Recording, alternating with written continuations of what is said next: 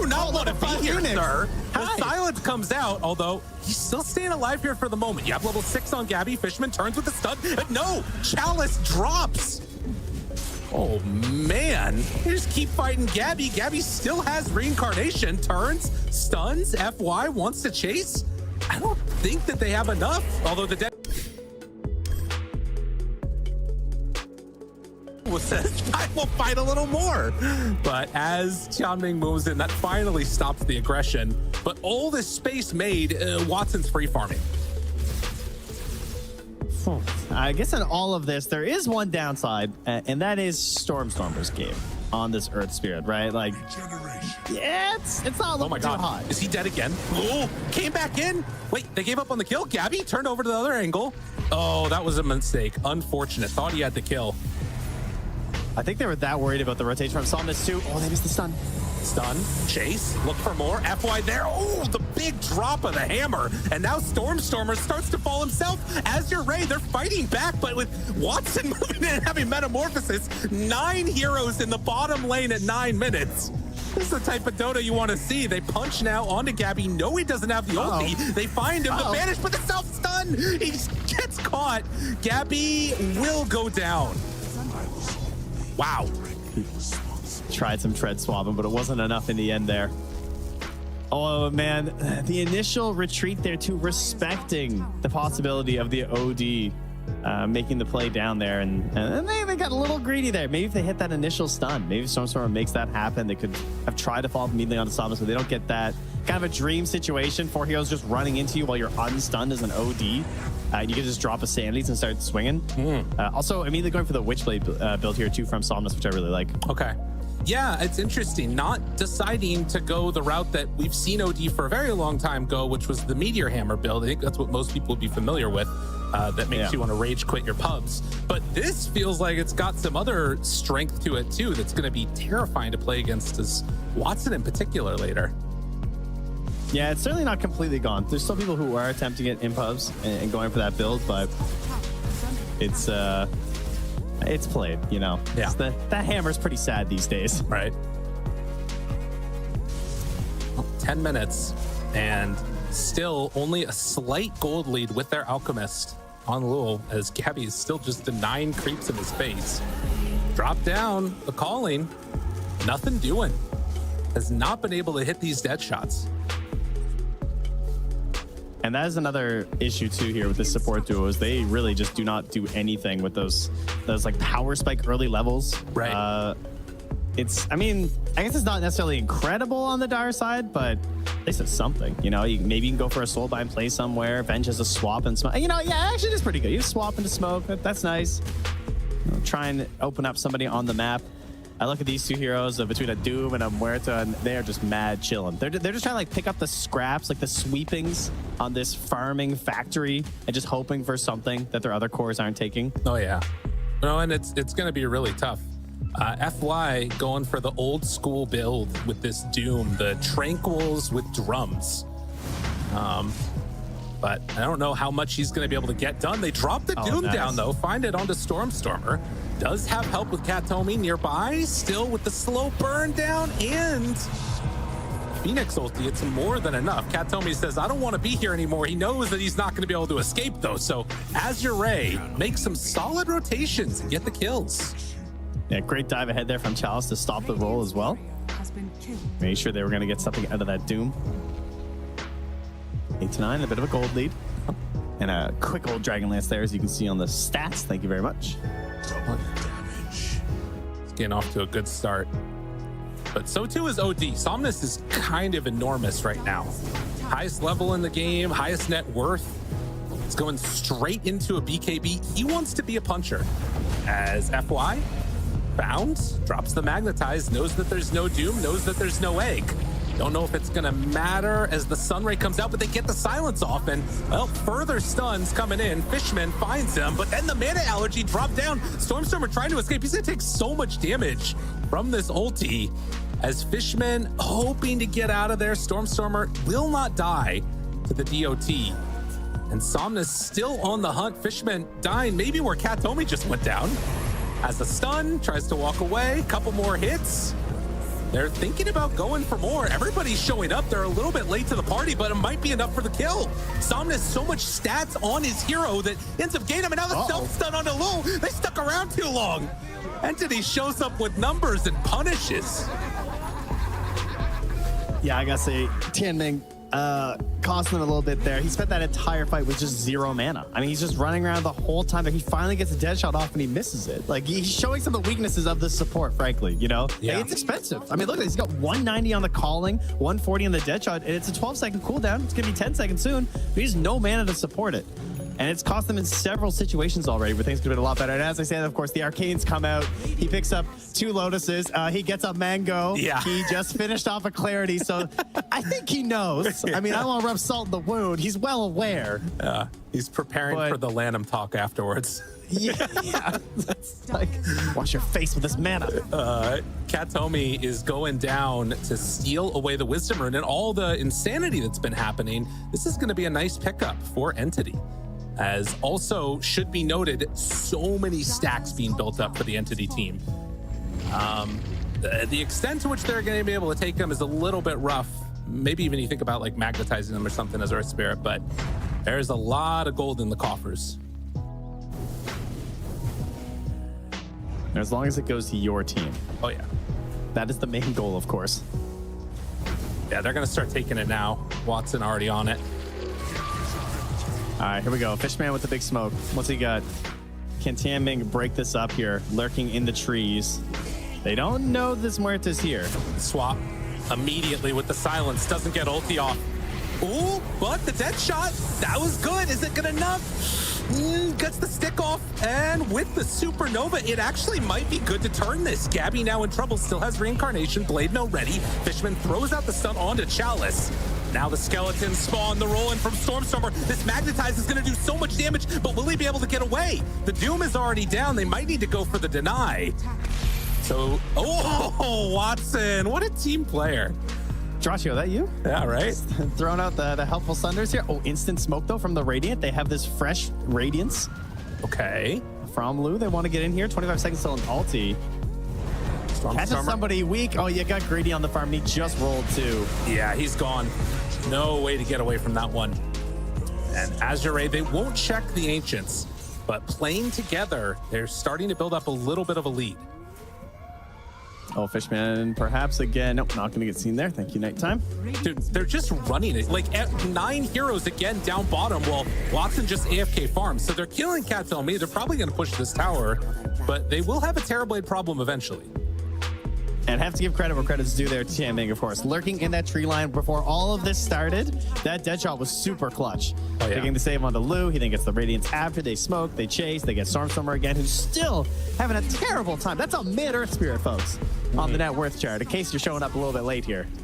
Yeah, it doesn't have much in the tank at all.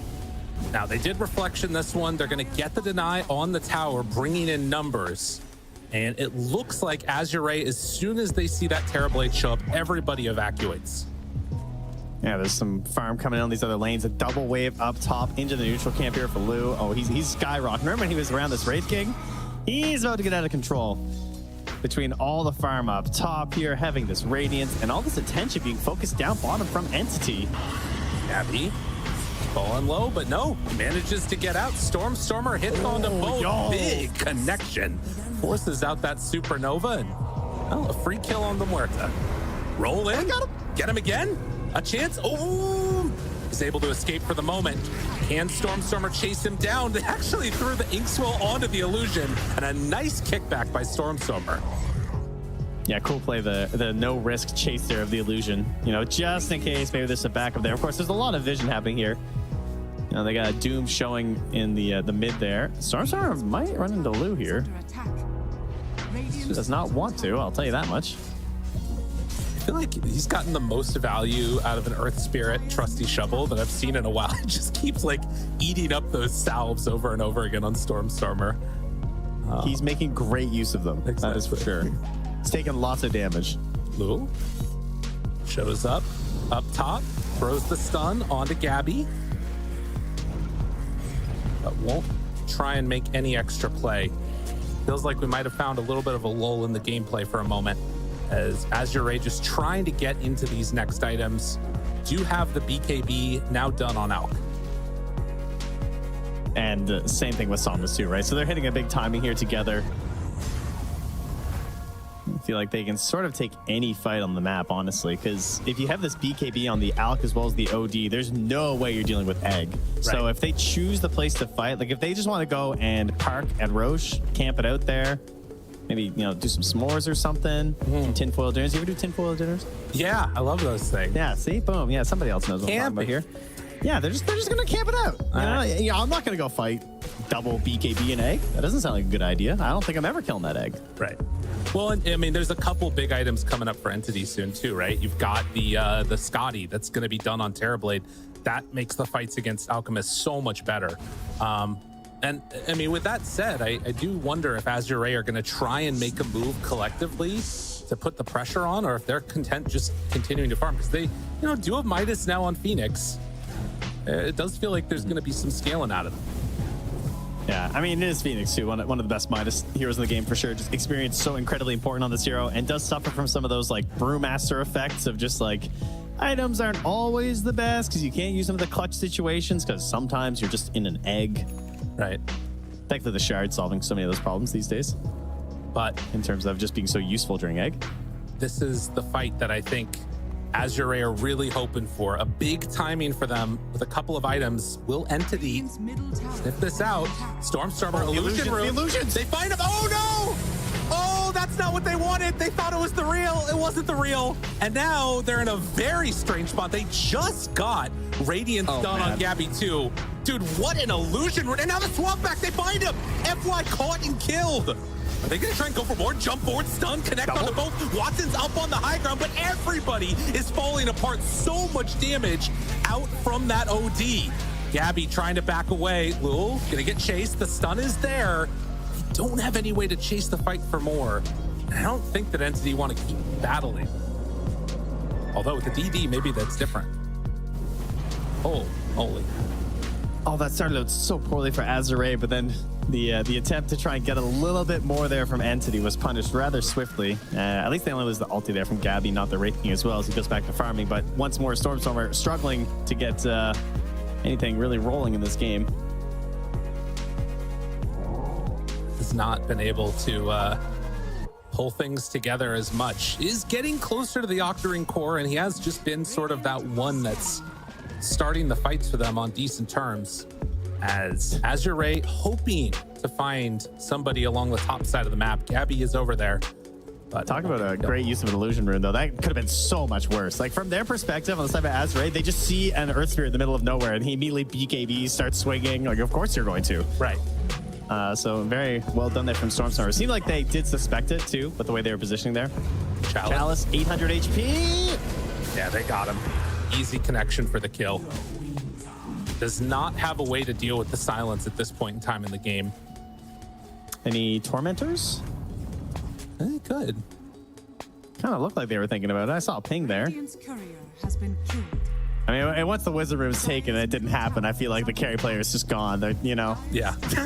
they punch out on the clock. They're just like, I did, Ancients. Yeah. I'll see you tomorrow. Have a good one. Well, and in the meantime, they do end up losing their tower as well. So, mid lane down. Tier 1 still remaining. It's just the Radiant up top. As Azure holding on and nursing that lead, which again, it could kind of go either way at this point. Like, usually 4K gold lead at 20 minutes, you're feeling okay, but it's that out. Yeah. Even these days, I feel like it's a pretty meager lead in the current patch of Dota at this point. And then with it being an Alchemist, like you said, it's we're just chilling. How are we looking in terms of like who can just burst somebody down in a fight? For me, it definitely feels like it's Azure. Like I just see this OD and I'm kind of terrified seeing how those last fights have gone. Yeah. And the build that he has here too, right? He took the level 10 attack speed talent. He's going into the Dragonlance next. He, like, on top of just being the crazy amount of damage coming from Arcane Orb, even just his right clicks are going to hurt. He's dealing 170 damage just at base. As Gabby shows up top by Lul, Radiance on Radiance. And And now all the skellies gonna burn.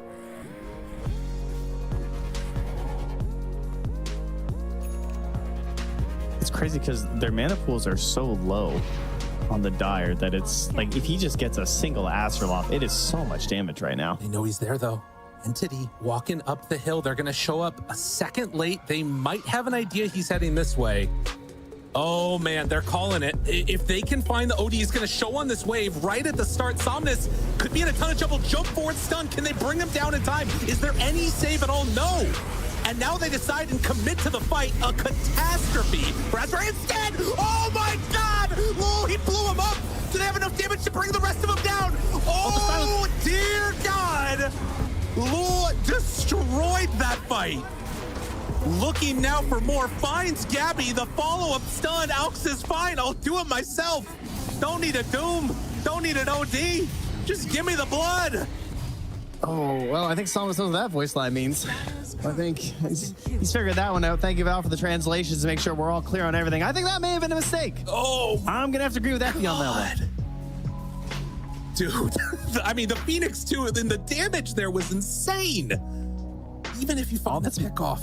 Oof. It's just missing the whole team tipping Somnus, you know? Like, thanks, bud. Like, solid work there. I mean, you are just the juiciest piece of bait we've ever put out there in the middle of the lane. Right? Oh, here, let's take a look. Here we go. Look, I mean, it costs so much, too. It's perfectly layered. Everything's easy. I'm thinking, like, what's the save here? What is this damage? Oh, and then just so grouped together. Oh, my God. That is devastating. That's one of those moments where you just gotta love Dota, man. It looks like it's gonna go one way and it just falls apart. That's one of those moments where I just think like, oh God, we all feel so stupid. It's like you're playing against a shaker and you just all get echoed and you're like, how? How do we let that happen? Oh yeah. Hands off keyboard, hands off mouse. I'm dead for a while. Time to think about what I've done. God, it's just so much damage. And that concoction radius is also hilarious. That's a fantastic talent. I think just 125 radius, right? Radius big, you know? Yeah. Any little radius addition does a heck of a lot to your AoE. And another talent that, you know, you're seeing from out here, the acid spray grants armor to allies. I mean, that's going to be pretty important in these fights. You look at what the majority of the damage is. I mean, obviously you have some mix with the Radiance and the Earth Spirit, but Terrorblade in particular, getting bonus armor against him, it's lovely. Yeah, usually it's TB who historically has been seen as this good matchup versus the Alk because he has such high armor. And he's like, doesn't have to worry about the acid spray if they like laned against each other back in the day. And he's out trying to flip it around a little bit here, but helping out his friends between the Assault Crass as well as that acid to his allies. Life's just good. It's also amazing during a siege too, you know? Oh, yeah. You feel a little bit more comfortable. Well, 17-17 with a 9K gold lead. And after that flurry of action, it does feel like Entity are on the back foot, just holding on, pushing these side lanes. They need to get into that next set of items before they think about a fight. They got to figure out how to take these fights as well. I mean, you just 100-0 their mid. Yeah. And then it went that poorly. So you got to think like, how do we make a fight look good? Because like when you're coming up with that dream situation of just like, all right, we're behind, but like, how do we win? That was kind of it. Yeah. No, it's so they got to reevaluate here. They got to get some vision, I guess, and be the main thing. Got to figure out where the key players are before these fights happen. Well, and I guess the other thing too is, I mean, and it's so easy to say this in retrospect, but making sure that as those fights happen, you're not grouped for the big initiation, because the team fight and the AoE is pretty insane, particularly when they have like, you know, even this Doom with the War Stomp ready to go, you know. Yeah, it's so hard though, because like, you know, look at how their damage is dealt. Like they kind of got to get in there. Yeah. Wow, this help things out. The Cells of the Wraith Band on Watson to pick up the BKB. And still have another 2 minutes here left on that Aegis. So not going to rush into anything in terms of a fight here from Entity. Splitting the map, getting some farm up, trying to get a BKB finished on Gabby as well, so he can actually take some swings in these battles. And Stormstormer's probably going to steal their Wisdom Rune. Yeah. Oh, wait, hold. Child Snap Wire coming. And you get it. It's just trying to play a little bit more catch up here. Yeah, I think he's out of here. Oh, they're going to lose both. He's going to get doomed, and I think he's dead. Oh, man. These pickoffs, it hurts. Oh no, are they gonna send more? Fishman's coming over. Lul, they show. He knows. he gets Jump it, though. forward, stun. Oh, Entity feeling a little bit discombobulated at this 28-minute mark. That is truly painful. That is one of those moments now for Azure, where, I mean, you've sort of dealt with some of the most dangerous points of this game in a way. There still is a lot of room to grow too, it feels like. Like, OD still has double null talisman. He's eyeing up a sheep stick next. I would really like to see the Shardo from Chalice. I feel like it's kind of greedy to be saving up for it, or like to be waiting for the Tormentor, I assume. Yeah. Like, it seems insane, this game. For like, we've already seen how Chalice, close they get. BKB tries to dive away, gets the egg up on the high ground. Does a ton of damage to Gabby and just gets out. Now FY looking for the chase. Katomi TPs as soon as that Infernal Blade comes out. And they're able to dodge. So, well done getting away from that one. He's almost down to the double digits of HP right there. That'll keep his farm going towards that Shivas that he wants instead. As Lonely Lou gets out of the mid lane there, of course, still had a bit of time on the Aegis, so felt kind of brave. Didn't think they'd lock him down for too long as he picks up the Skull Basher on his way to the Abyssal. Well, And also has the Defiant Shell to work with here, too. big moment. They spot Lul on the Terrorblade illusions, and they're already They have smoked a up ward, looking, too. hunting. Yeah. Somnus, was he scouted? Entity. Oh, they see the courier. They know Alk's still down there. This could be good if they can find him. Oh, Watson breaks. Immediately rolls away. They know they get out. That ward on the far side of the river. It scouted them as they broke smoke. Vision. That was a bit tough. It wins games. I'm surprised they didn't try and play for that bottom ward. It ended up paying off too. Like the Alk courier went right through, and then Alk was there as well. But maybe just worried they wouldn't have the kill fast enough, pretty close to the tower, and saw that high value target immediately next to them too with that high ground ward they wanted to place down. They are going to lose it, of course. He's very common. Just like smoke, plant the ward down, go for the immediate fight. And speaking of smokes into immediate fights, they're after it again here. FY is just doing his job, by the way. You know, getting this blink BKB, now back to the Boots of Barrack, like, he has one mission in this game. Oh, yeah. I just want to guarantee I get my ulti off onto somebody, probably Stormstormer, because I feel like, you don't want to deal with this whole, like, nuisance thing. Like, I mean, for now, the BKBs are still pretty high, so maybe it's not too bad to let him go unchecked at the moment. But later on, specifically your OD, you're going to get pretty annoyed when there's no BKB, because then the hero feels really bad if you're just being silenced up and controlled. Absolutely. Well, and I think that control is something that they're going to have to get, right? Like, in a way, the way these fights have gone ever since that big kerfuffle bottom, it has just been pickoff after pickoff. And I don't know, with the exception of the smoke plays that have kind of messed up, it feels like Entity just have not been able to get anything going since that point. Constantly trying to dodge and get away from people. And it's reflected in the net worth. I don't know if they're going to be able to get another big movement going before the next Roche, which is a minute away from being able to respawn. Chalice is almost into level 20 as well. This full Shiva's Guard is insane versus this lineup. Like, I just feel like you're hitting everybody. Again, it's just more vision. The scouting is always super important.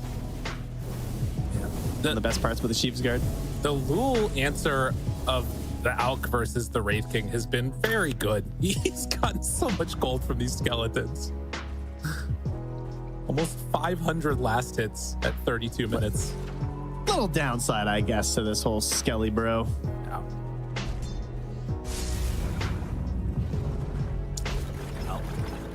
Lul is completely alone over by the Roche pit. The rest of the team is cutting to him immediately, and He's not acting like it. Yeah. He's just popping stun and, come get me. His courier comes through with his Abyssal. he spots Gabby, and Gabby just has to run away. There's no way he can do that. Dude, he doesn't care at all. He's running after him again. Ooh, it's a pretty late spawn here, too. 2 minutes. He's got his teammates following along. They're just hanging out. FY's got nothing better to do. Devours a creep every once in a while. Follows his alchemist. Life's pretty good. OD is a shield rune for 1500 HP, so no concerns there. Entity grouping together again, looking like it might be time for another smoke play if they have one. I'm not sure. I guess that this is just how they have to group together. They don't feel confident because of the pickoff potential from FY. Yeah, at least they're not super spread on Azure, so the XP gap isn't like immense. But every time I look at Entity, it does feel like they're kind of, you know, all balled up. But that's what you need. You know, you got to be ready for these opportunities if you manage to find one. Tianming, again, great job. Just living in the trees. He's pretty much a Monkey King. Bit of a hopping around, staying out of vision the whole time, throwing out some dead shots. All right, well, they brought the smoke out now. It's time to go. Roche Smoking into a scythe. It's capable to spawn. This is the exact same place where that last fight went so terribly, and Azure is in position. All right, what's the disaster here? So one thing to think about, Roche is going to move in a minute. Oh, Courier. They're smoked. Courier's going to go over them. That's going to let them know. See it? Marta goes by. Courier comes back. I mean, so they want to hold this position for another 50 seconds. If they leave, I wonder if there's any way that... They're going to do the full rotate up top and prep and set up there. Oh, no, we've seen teams do this before. Yeah, they're pinging it. So what you do is, in this exact situation, you just run top. Because the odds of the Roche spawning are, you know, you just play for top Roche instead. And that's what they're going to try and do. If they go in right now to the pit, they're going to see that it's up and they're going to check. Yeah. So wait, no, stick around right there. No, no. Oh, but they're still going to get the area. It was 15 seconds. It would have been hard. Yeah. Plus, they're at your base. Yeah. Instead of running all the way up top, they're going to go knock on the door. They're going to force you to come back. All right. They're putting you in check a little bit here. Yeah. Okay. Absolutely. And then they're going to go and get the Roche on the other side. Dude, that's so crazy. The tier 1 still being up versus the Wraith King. That's pain. Oh, yeah. It's like the tower pusher Zoo Man wasn't able to take your top tier 1, so the rotation to still cover top Roche is still really easy. What could have been? I don't think... Well, I mean, yeah, I guess if they actually all 5 hero just YOLO'd onto that Roche, they probably could have killed it. Right. Yeah, they definitely could have. Solar Crest, Venge. Devastating. Well, that is going to be the Roche for Azure. Aegis Cheese in hand, level 20 on the OD with Scythe. They are so strong. Did you see that dead shot going through as the Roche was dying? Yeah. Tianming wants that attempted steal so bad. He picked himself in fantasy. Yeah, someone. Oh, well, I was thinking someone. I meant the steal like someone tries to jump in and take it. Oh, okay, gotcha. And he's making sure he's doing like the mad coverage. You know, Earth Spirit rolls in there, immediately feared. Ooh, he looked so good in that highlight. That's a shot you throw out there just in case. But I'm worth so much more. In the moment, it is continuing to be mode dodge. And they are accelerating somewhat in terms of items for the Terrorblade. You know, he's trying to get towards the Lincoln Sphere next, has the still 9-second BKB on TB with MKB and the Scotty. It's just these other heroes that are kind of falling by the wayside in terms of farm, and Doom has become a core. Honestly, I'm surprised that he hasn't caught all the way up to Stormstormer. I feel like his farm has actually gotten surprisingly good considering how poorly his game started. Oh, trying to go for a solo kill on Stormstormer, ends up self-stunning. The rest of the team coming over. It's going to take a second, but Watson is here. A timely bash, but now in further trouble. The roll forward low. He's going to fall, maybe. Okay, saved by OD. Somnus is off to the side. Everybody trying to retreat. He manages to get the blink out. Scabby backs away. The rest of them will too. A weird set of events.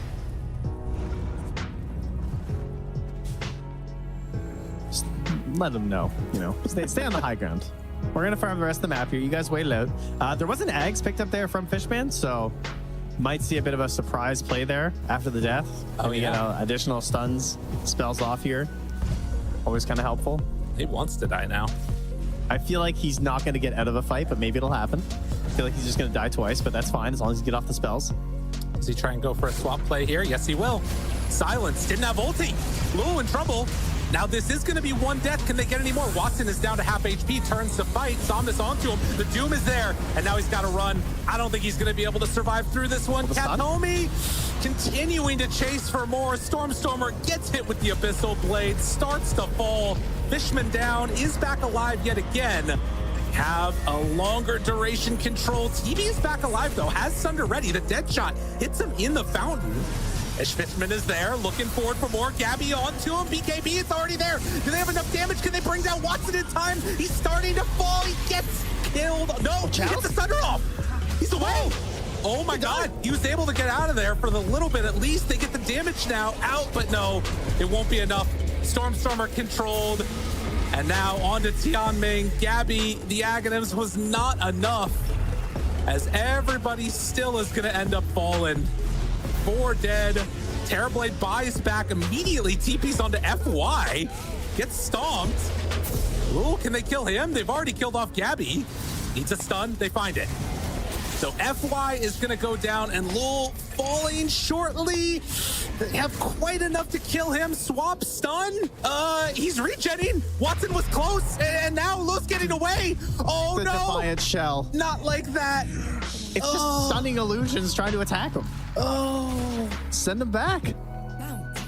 All right, what about Tianming? See if he's gonna go down. Snipe.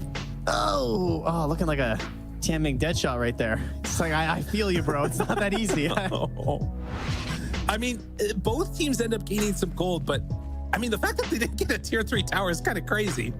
They were in quite close proximity to the fountain, considering that, I will say. Oh man, I don't even know. Is that a Radiant gem? Because they... Oh no, there's a Radiant ward, I see. Okay, oh no, is he gonna steal it? Oh, Vengeance Courier got there first. Oh, there was no Radiant Courier. Oh, okay. I thought he was getting real sneaky. We did see the value in that of the Wraith King Aghanims, though. You know, Terrorblade able to deal out so much more damage because, you know, even though he died, he was still able to just beat away at people. Well, he gets a little bit more help there as well after his Aghanims Scepter. He'll get an Aghanim Shard. He was eyeing that up for quite a while in the stash, so this instead will probably be gold towards what I assume will be the Refresher. That has been a very common build on these Wraith Kings with the Aghanims. But it's a long road from here. Yeah, it is. Oh, that's true. He has to synth first. Yeah, that's a long road. He's got the synth queued up. It's going to be a while. There's no way, nothing easy about it. Watson did have a Rapier queued up, but swaps that out now for a Daedalus. So not feeling that things are too terrible, I guess. And Luz, you know, going towards the Aghanim Scepter. Yeah, speaking of Aghanims, Grant, he has gifted one to the OD here. Right. Yeah. So this is the weirdest thing about an OD. So you have to, like, if you haven't played against OD in a while or played OD in a while, you kind of have this strange way you have to take the fights versus OD because of this Essence Flux thing. It's kind of like an Aeon Disc idea. You get a strong Dispel, and then you get this like barrier thing that happens. And so this works in combination with your ulti. So the idea is that if you're like super low and you get a chance to throw your ulti, maybe you Astral Imprison yourself, then the mana allergy, if people are casting spells in the team fight, are going to help regen you back up. Right? It all connects. It's kind of that idea here. Most simple Dota hero ever. Yeah. The text, man. If you haven't played Dota in a while, OD is one of those ones that he's gone through the ringer.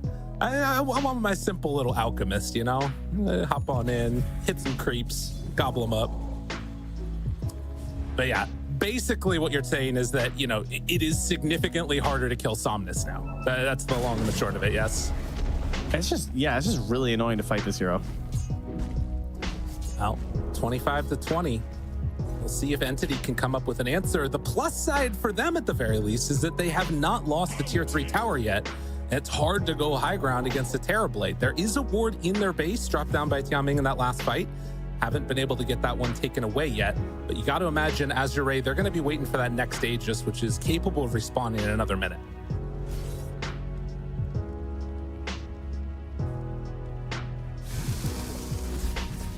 And Watson continues to farm towards That Daedalus needs to Towards expertise. infinity. Right. I feel like I've just been looking for items, trying to find an answer here. I mean, you tune in, it's like, oh, 9-3-4. Like, you know, Watson's kind of owning. Right. And he has played well, but it's just no fight has ever felt like things were going their way. This game has not felt like it was really within their reach for quite a while. That said, you know, it was kind of chill for like 20 minutes, but once it flipped, it hasn't really felt like there was much chance of it heading back.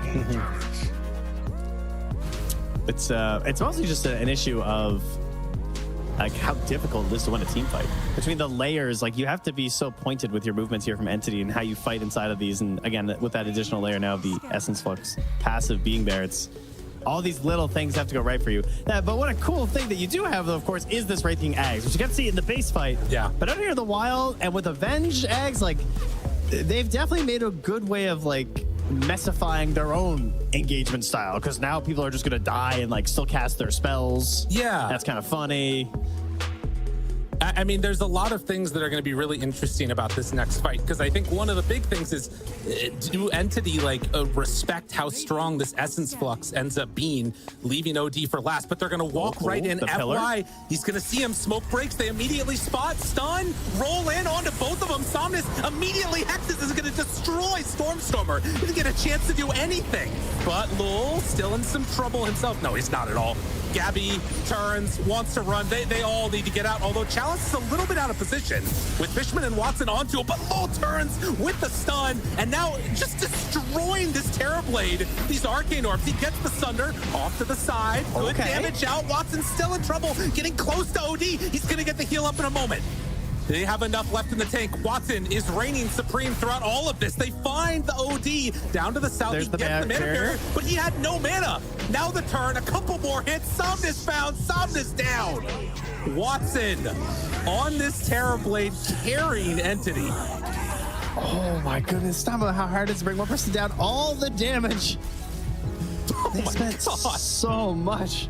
They tried so hard, and only a buyback there from Fishman as well. The multiple lives coming in huge.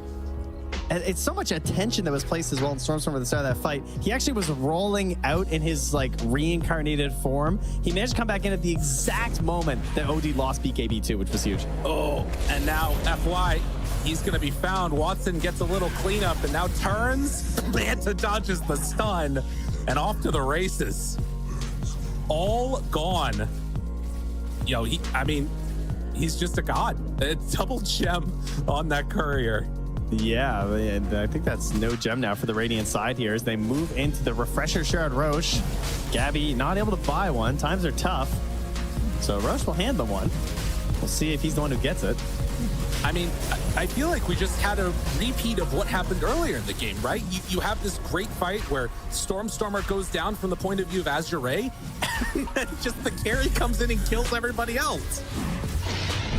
But now, Refresher Shard Aegis, this game, while still an enormous gold lead, I feel like has turned significant.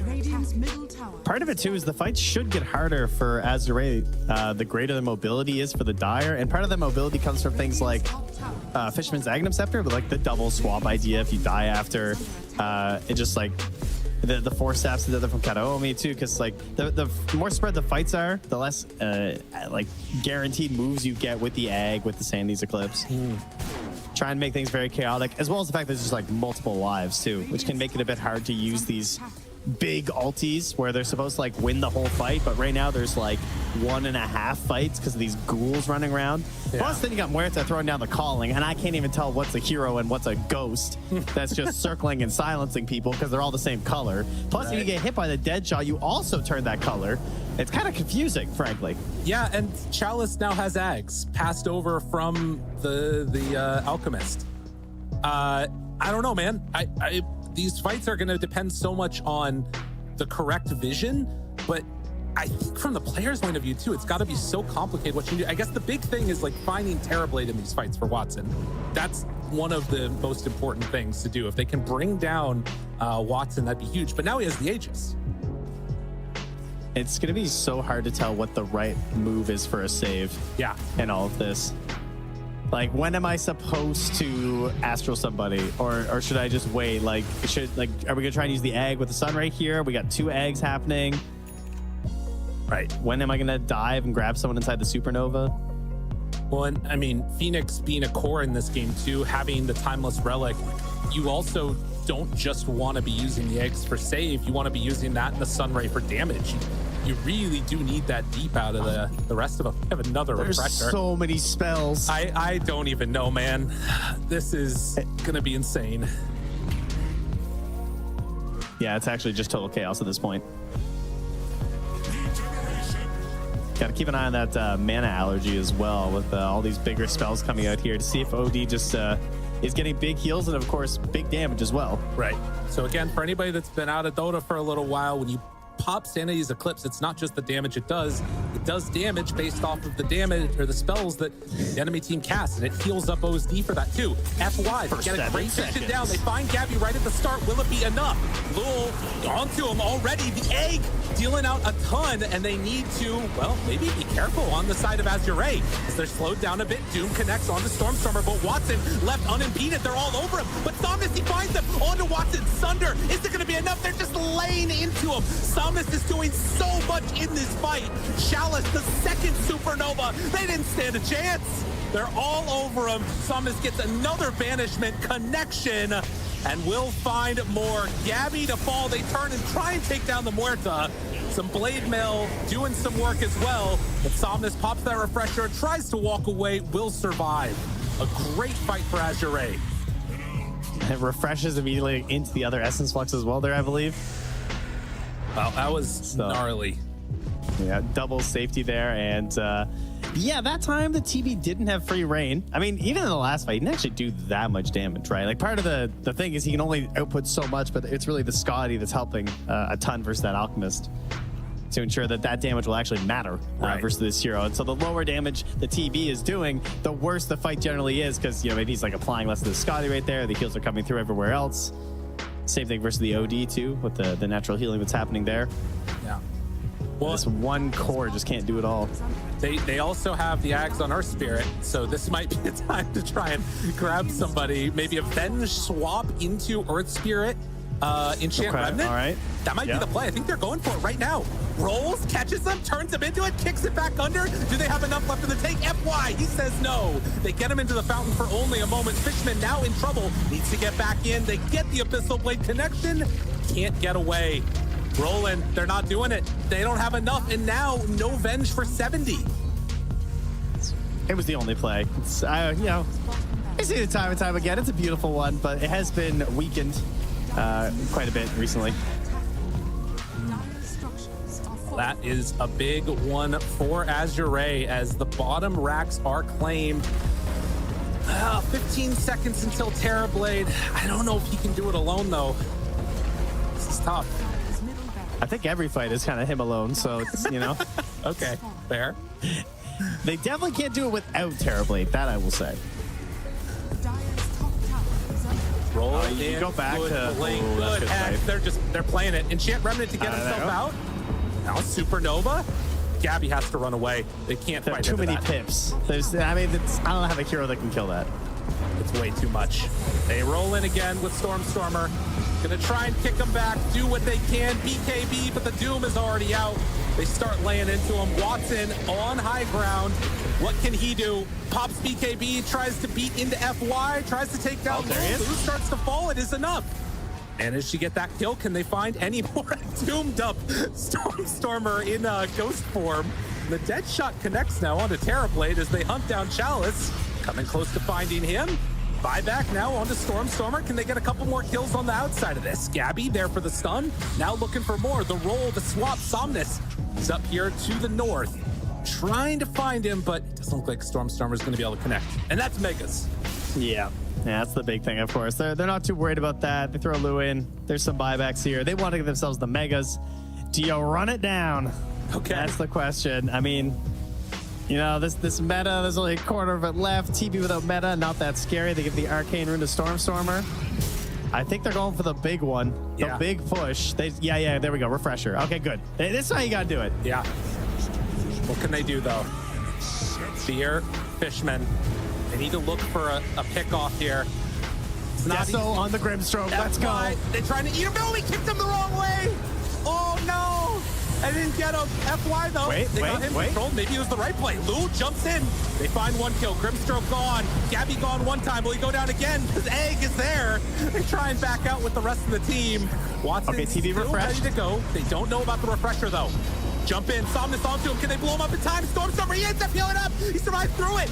Can they bring down Somnus? Starts to land. Watson onto him. Burning through mana. The Glimmer Cape keeps him alive. They don't have enough left in the tank. They lose Gabby.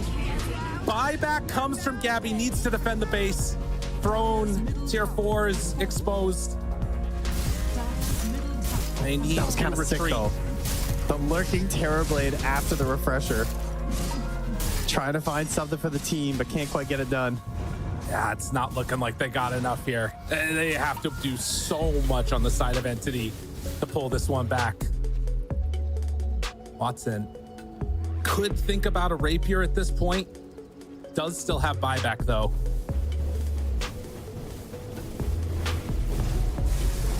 Man, what a game. Already quite a few items. And try and solve these problems there. I mean, got level 25 Muerta now with the additional Revenants. And they have just been so annoying in these fights. Great positioning and placement. With a telescope too to help with the team.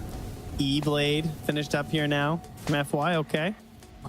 Got no buyback anyway, he says. Oh, Octarine Core, okay, cool. We're just getting everything on these heroes now. I mean, if you don't have buyback, why not? These inventories are actually disgusting on the Radiant. They're You just like click through in every hero. It's just like, my goodness. And there's moon shards out there. He's dishing out the Aghanim scepters from this alchemist. Now he's got a refresher orb done. Okay, cool. I just saw that Grimstroke, in his desire to end the game, bought a Deso. Yeah, that was sick. He bought it as they were like approaching the high ground. So put that in your bag for later. See if it ends up coming into fruition. Oh, Gabby. They will see and find him. Going to drop. Oh, he blinks too. He's gone. There's no way out. Oh, swap. That helps. Okay, Fishman down. No Fishman for this fight. Stormstormer. Oh, rolls away. Oh. Wow. Almost forced out a BKB, or perhaps even killed him, honestly. The potential Abyssal. Did get 25, the Magnetized Undispellable, but Azure want to move in through the upper bracket, come out to a 1-game lead in this series. We'll see if they have what it takes.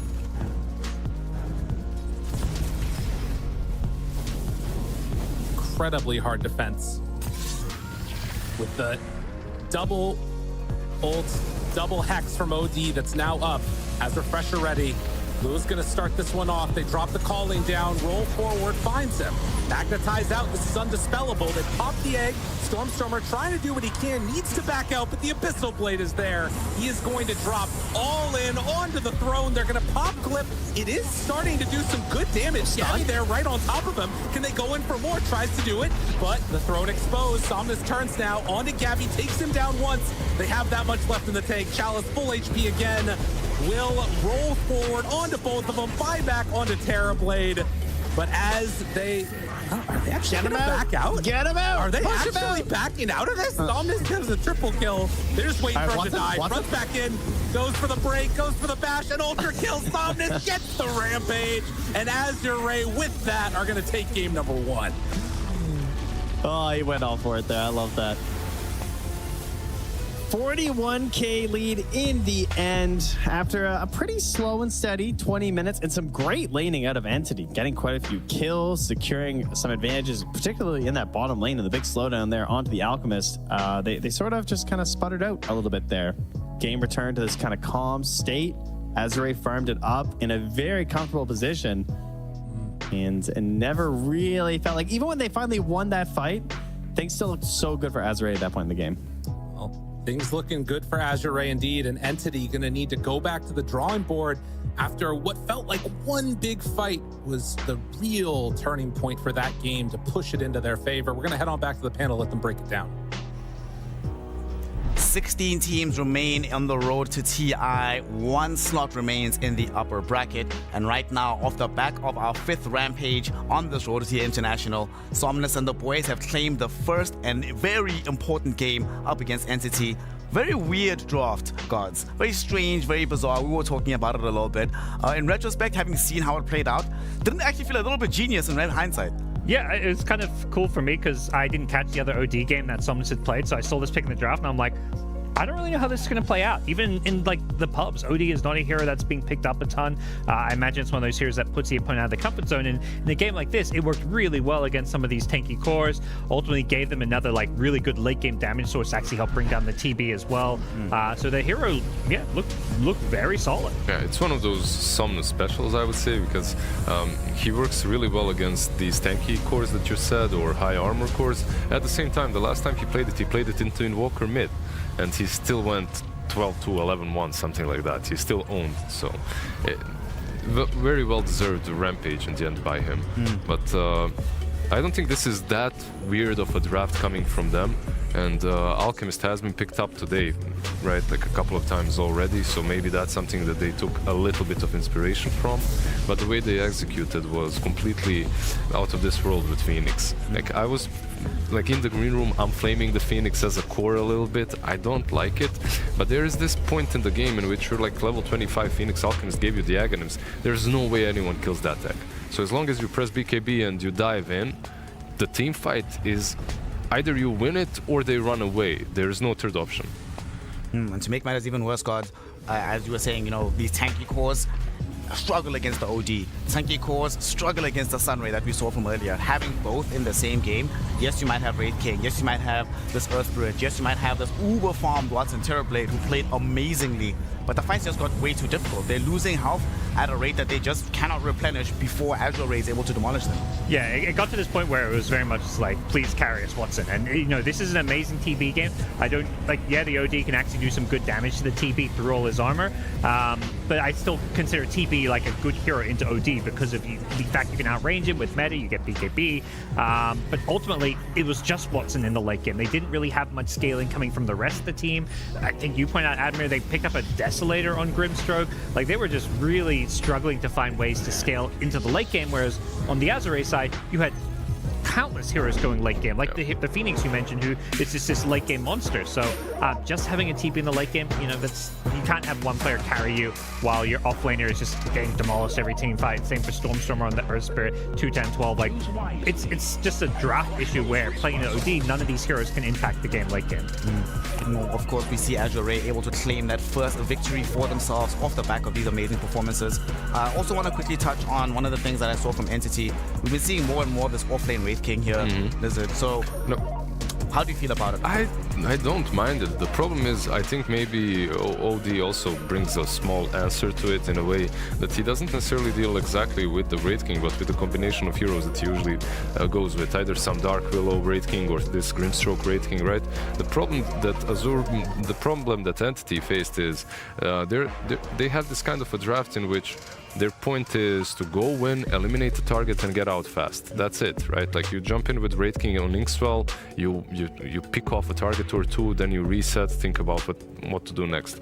Azure, they don't allow that to happen because they have this nasty OD in the back. He's saving targets, he's preventing you from killing anyone that fast, and then you have this AoE stun from Alchemist. We saw it once, like 4-man stun. That team fight was perfect. Perfect team fight, perfect execution coming in from the side of Azure, and of course Somnus and the boys find themselves in pole position here in this series. Somnus, genuinely standout performance from him. The second time that we've seen so on the road to the International. Did it once against Game and Gladiators, against Thunder Awaken, doing it again here against Entity. Master Gods, why don't we see more of OD if it's capable of accomplishing this? I don't have an answer for you. We should be seeing more.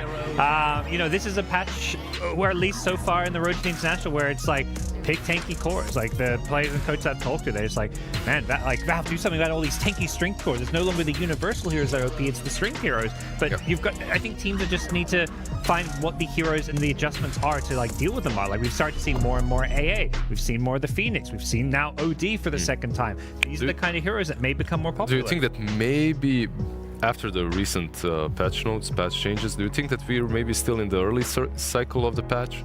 So maybe that's the reason. Like there's this one grand idea that everyone is following, but if you let it cook a little bit, if the patch matures, you might see some different heroes actually come up. I think that's the exciting thing about the fact that we have an elongated period here on the road to the international. Instead of our usual like 10-day condensed schedule, we're going the whole hog. We're here till the end of the month still, so we're going to see a lot of developments in the meta, a lot of new ideas coming out. I mean, I think the best example of this would be the first day, I think it was, we saw a Bristleback going 2 points Bristleback, and we're like, what the hell is he doing? Why is he doing this? And then we see Collapse playing with 1 point Bristleback, getting Ags, maxing stats, and demolishing a game. And you're like, oh, okay, maybe this is actually the new meta that's developing. This is the new tech we should be adopting. Yeah, that's what when it comes to skills. When it comes to heroes, just go back to the last series. Ogre mid, Witch Doctor offlane, and Witch Doctor offlane has been played, but Ogre mid, that's something that this new patch has brought to us.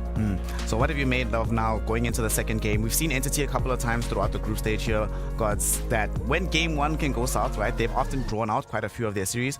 Is this a situation where you can imagine them? Did you see enough sparks of life in game one that you envision a comeback in game two?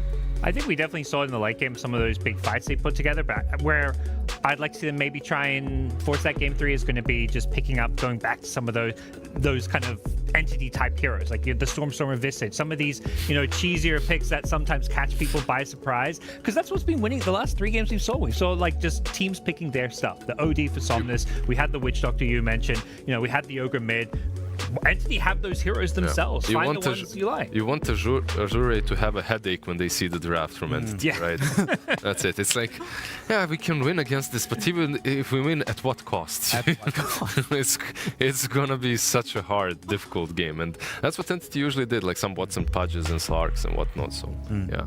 Well, last year out here at the road to TI, it was actually at TI itself. We saw, of course, Azure getting knocked out by Entity. So they are in search of revenge. Somnus, that rampage that he was able to get on the OD, it's the 6th one that we've had on the road to the international this year. But strangely enough, last year, in the entirety of 2022, we had 6 rampages just over every single tournament. So we've already had more rampages in the last few days than we had all of last year, or at least equivalent to that.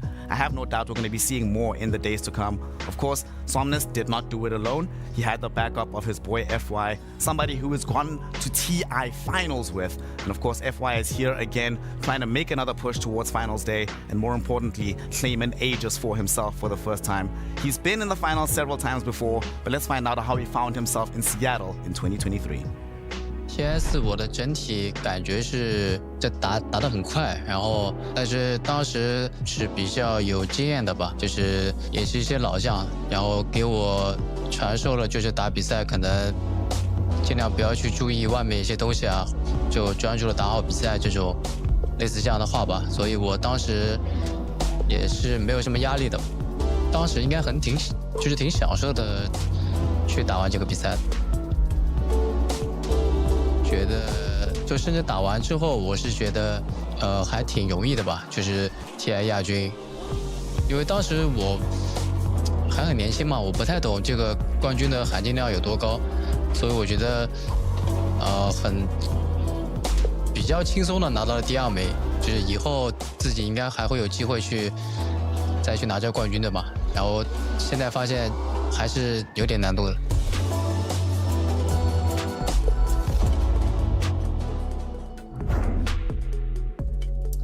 Man, you look at that video, you look at the guy, FY, was it the Prince? Was that the name that he got gifted? Yeah. Unbelievable. I think that he is definitely, we talked about this earlier throughout the rest of the group stages, that he's one of the players that I think probably the Dota community at large would most like to see win a TI in the future.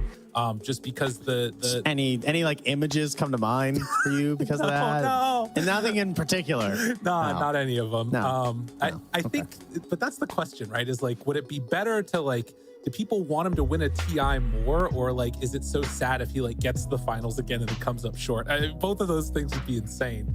But it's really exciting. I'm excited to see Azure come out, look really solid in that last game. Somnus was an absolute god. FY playing on that Doom. It's been, sort of one of the heroes that's been run a lot in the tournaments. Thoughts going into this one? My thoughts are, I just noticed that Chalice actually has that picture of FY as as his current profile picture. Oh no. That's pretty good. Nice. Okay, so they're leaning into it. They're ready. My thoughts are, I would like to see Entity become the entity. I want to see a little bit of this Watson. We opened up with an Any series and we got to see the Pudge. That's what we wanted. We wanted the Watson Pudge. He pulled it out. Got the win. It did not win versus Team Spirit later on in the tournament. Sure, it's Team Spirit. They're looking pretty good. I want to see Watson Pudge. Obviously, the Stormstormer is kind of, I want the Invoker. I want the Pango. I know they're probably not going to give it to him. And I don't know if we can say like flashier heroes for Gabby. Can I get like a Gabby Dawnbreaker? I want to be able to make a few moves, a little bit more in this. But if I can suggest something different for Azure, can we get another one of those FY Nature's Prophets? Because the Doom's already going to be banned out here. Yeah. And I would love to see the combination of Azure's Nature's Prophet. Oh, it's gone. Dude, I want to see it in combination with the Spectre. Dude, now they're gonna because the Spectre's been on the rise. No, I know what you mean. For anybody that missed those games earlier that Azure played, FY played a Nature's Prophet together with a Luna on the carry position. He was playing position 4 still, and it was just at 5-minute marks when it turned dark, was just running around and beating the crap out of everybody. It was pretty awesome to see. But already taking the other tree out of the pool now. So Azure not wanting to give him that early game strength. In terms of what we saw, it felt very much like each team was kind of doing their own thing. Was there any big changes that you wanted to see besides just like Watson on a more active hero? They got to fix the mid matchup, I think, is the biggest one for sure. Okay. Like it's, they don't have last pick again. They did have choice. They chose first pick. Azure took Radiant. So they're just gonna have to, I don't know if that means just straight up banning OD, because the thing about OD is that there's not a lot of teams picking it, so that's already awkward enough. Azure have shown in the past, including during the qualifiers, that they would pick it, and there's not many heroes that shut down an enemy mid as hard, other than like Huskar, when it is that like really bad matchup. Right. Oh, we're even getting rid of the Gabby Dawnbreaker. Come on, guys. Can we have some fun here? This is supposed to be a fun, you're up a game, let loose a little bit. I mean, this is all the exact same bans as we saw last time, with the main exception being that CK was the 4th ban instead of the Dawnbreaker, and Entity banned out the AA along with the Nature's Prophet. So this next time around, it's going to be a little bit of a change up here. Do they want to ban out that AA? Do they want to ban out the Kunkka? They're going to take away the Earth Spirit instead. So taking away their own mid. So we don't even want to see that here in the game last time. And we'll see if they make their way towards the I was gonna say the CK potentially, like the offlane. Right. Yeah, I would have liked that for Gabby.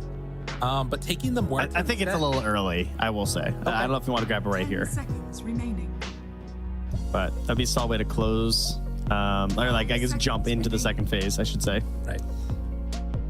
Entities turn to battle. First phase, taking it. They're going to run the brew. Interesting.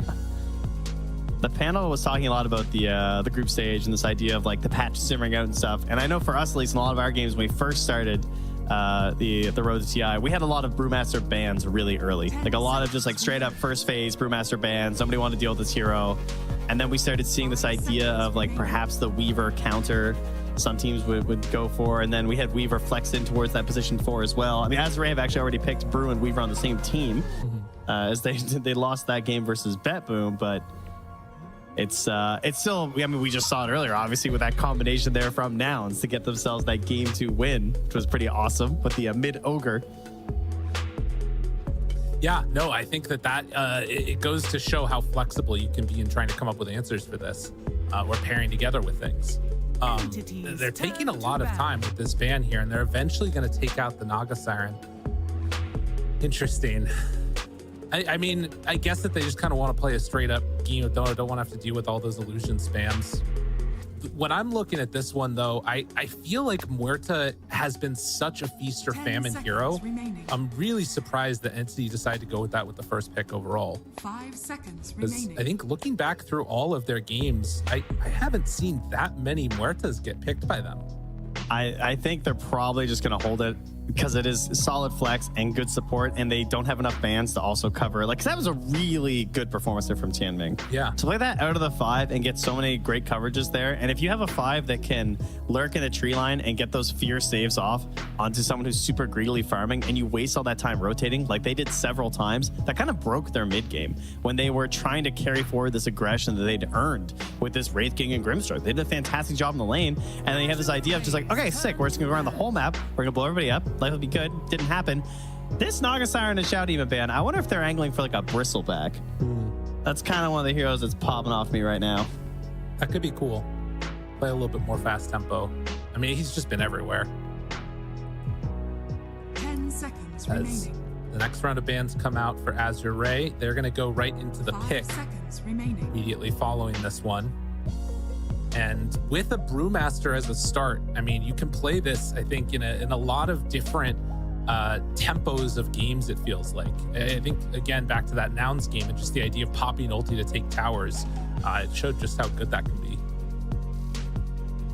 And you can still buy all the same items for Right. the most part. If you, you know, just be the Brewmaster. Ray's turn to pick. Okay. Darkseer ban next. Okay, bit of respect there. Not a hero we're seeing a whole lot of. Empty having just banned it last game, I suppose. Well, and lots of illusion-oriented things, right? Like the Naga Siren, Shadow Demon, Darkseer is one of those heroes that I always think about 10 is seconds obviously against remaining. Terrorblade and what have you. 5 seconds remaining. We still have the Spirit Breaker in 2. Doesn't necessarily fit that well with what we have here. Like, probably don't want to play it 4 with the Brewmaster. Because, you know, not you think more about your spammable heroes. That could be what they're angling for right now. If they have like a Sky, but goes for the Grim. That's nice because it can be your 5, but it can also work as a 4. I would assume 5 for Tianming, and I feel like they'll try and get something a little bit more pointed for FY, like see a little bit more of the draft to figure out exactly what he's gonna be able to do. Could even be something like going back for like a Rubik even. You know, it's a classic combo with Brewmaster. You're up a game, you have FY, you know, come Right. on. Everybody in chat's joling for FY Rubik. That'd be pretty That's hype. all they want. I mean, I do think that obviously Brew already a strong hero in lane, so having that flexibility to put it there if they want to for FY on Grim, and then you can play with like Inkswell, run at people, shenanigans. Also just taking that away from Entity. But Entity, having burned through a ton of their reserve time now, Entities turn to pick. what are they looking to? They take it. I mean, it's good to take it away from the Grimstroke too, Aaron. And there's a lot that you can do here too. This could be 5 Muerta. This could be 4 Muerta played with 3 Spirit Breaker. This could be 5 Muerta, 4 Spirit Breaker. So that Darkseer ban coming in clutch there too, because that just would have opened up more and more options as this draft went along there for Entity. I'm kind of feeling the Gabby core Spirit Breaker, I gotta say. I believe he's already played it once. Sounds good to me. That would be a pretty stark difference compared to his last game. And there is the Fish Man. Know what he's playing. Yeah, settled that up there. So yeah, there we go. Things sorted out here. This is looking kind of similar to their draft versus SMG, where they got that win, where they had the offlane Spirit Breaker, and their support duo was a Dark Willow and a Warlock, and the Muerta was banned out as well. So kind of makes sense, right? Very similar heroes that can offer some similar concepts in the laning stage, and then kind of throughout the whole game when it comes to scaling. Sure, you don't scale as hard as these Willows have been with their Midases and Agnums, but Muerta got some pretty fast levels in that last one, for sure. And can make a nice little bit of disruption. You're seeing like a lot of stuns coming out from Entity. Obviously, one of them's global, but as you're right, they're Ayo. going to run for the Luna. This is a really fast draft. Bit of night vision talent for the Spirit Breaker. We got some skills for the Luna, so some advantages and disadvantages to watch for when it comes to the vision at night. See if he actually even goes for that. Is this the first Luna game they've played since our lovely... It is, since our one versus with the Nature's Prophet in combination there for FY. And they're going to pick up the Clockwork. Okay, so, I mean, it's a Warlock and a Muerta, most likely the support duo, 2 heroes that do not want to get stuck on top of and don't want to be found out. I mean, you just saw it last game from Tianming. He's constantly lurking, hiding in the trees, looking for saves. So these flares flying through, they can create some serious problems. And then a hero that really powers up with that Agnum Scepter, getting those big flares out, can cause a lot of problems for someone like a Warlock especially. I feel like this is probably going to be Luna Clockwork paired together. Do you think that Brewmaster Grim can put enough pressure onto Warlock, trying to like keep him stuck in that side of the map? It'll definitely depend on the 5. Sorry, on the 1. Depends how greedy they go, right? Yeah. Like if they were to do something that was super not greedy, like let's say like you're a troll warlord, he's like the classic. I don't care who my support is in most matchups. I would kind of think that they might struggle a little bit to get under the tower. Not gonna reveal it yet though. They're gonna grab the Kunkka. Pretty safe. Again, this is this whole issue that they had last game of getting mega hard counterpicked. So they pick someone who's immediately into the ban of the OD. So it makes sense, right? Like there's not many other heroes that can just ruin Kunkka's time completely. I'm just thinking a little bit about the timings that Azure are going to have. And when Luna gets BKB, I feel like Kunkka is very much not going to do things towards her. I mean, I guess you can sort of do like a little whittling stuff, and maybe you need to play around the Spirit Breaker. But if Lua gets off to a good start in this game, I'm really worried about Entity's draft.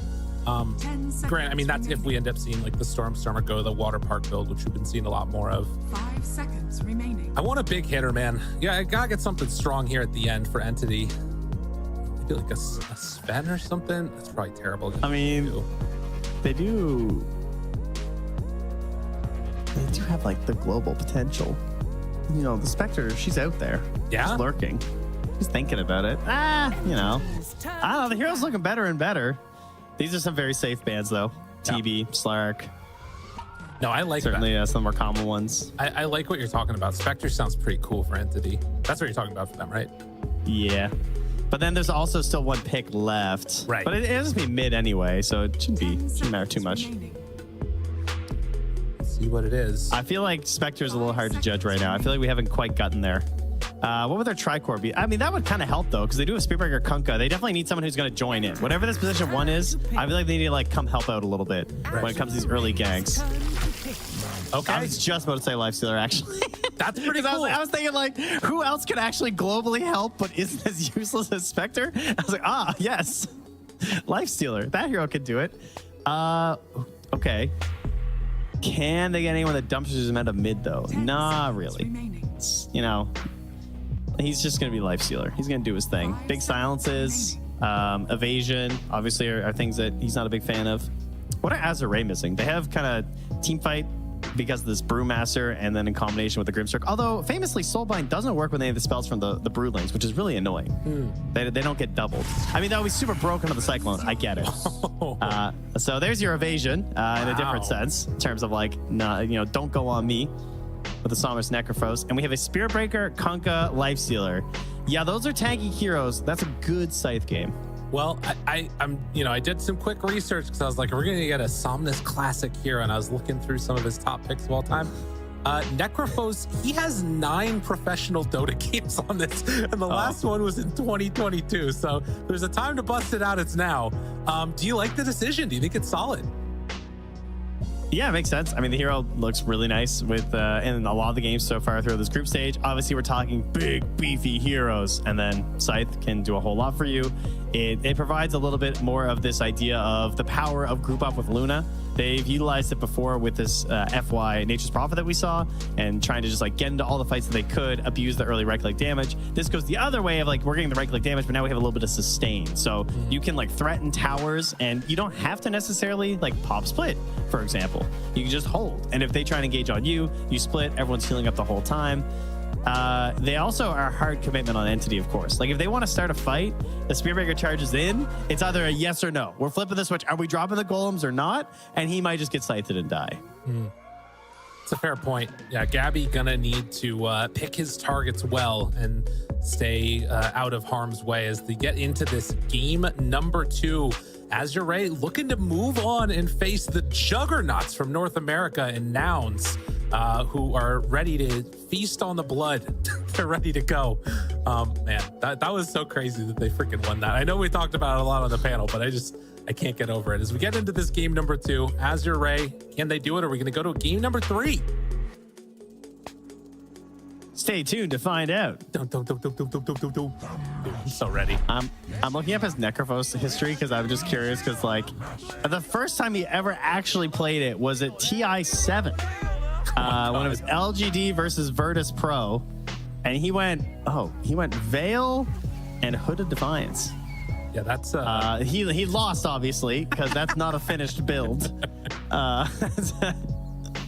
That's a very heavy amount of gear. That's like a winter TI or something. But other than that, he has lived many a Radiance timeline in his life of Necrophos. 5 of those games were Radiance Necrophos, so right. we'll see if the tradition carries on. Man, he really likes to bust it out at TI, actually. Hold on. He played it at TI7. He played it at TI8. He played it at TI9. But like in between that, there's like it's not that many games. It's a TI hero, man. What can you say? He just lets it sit all year.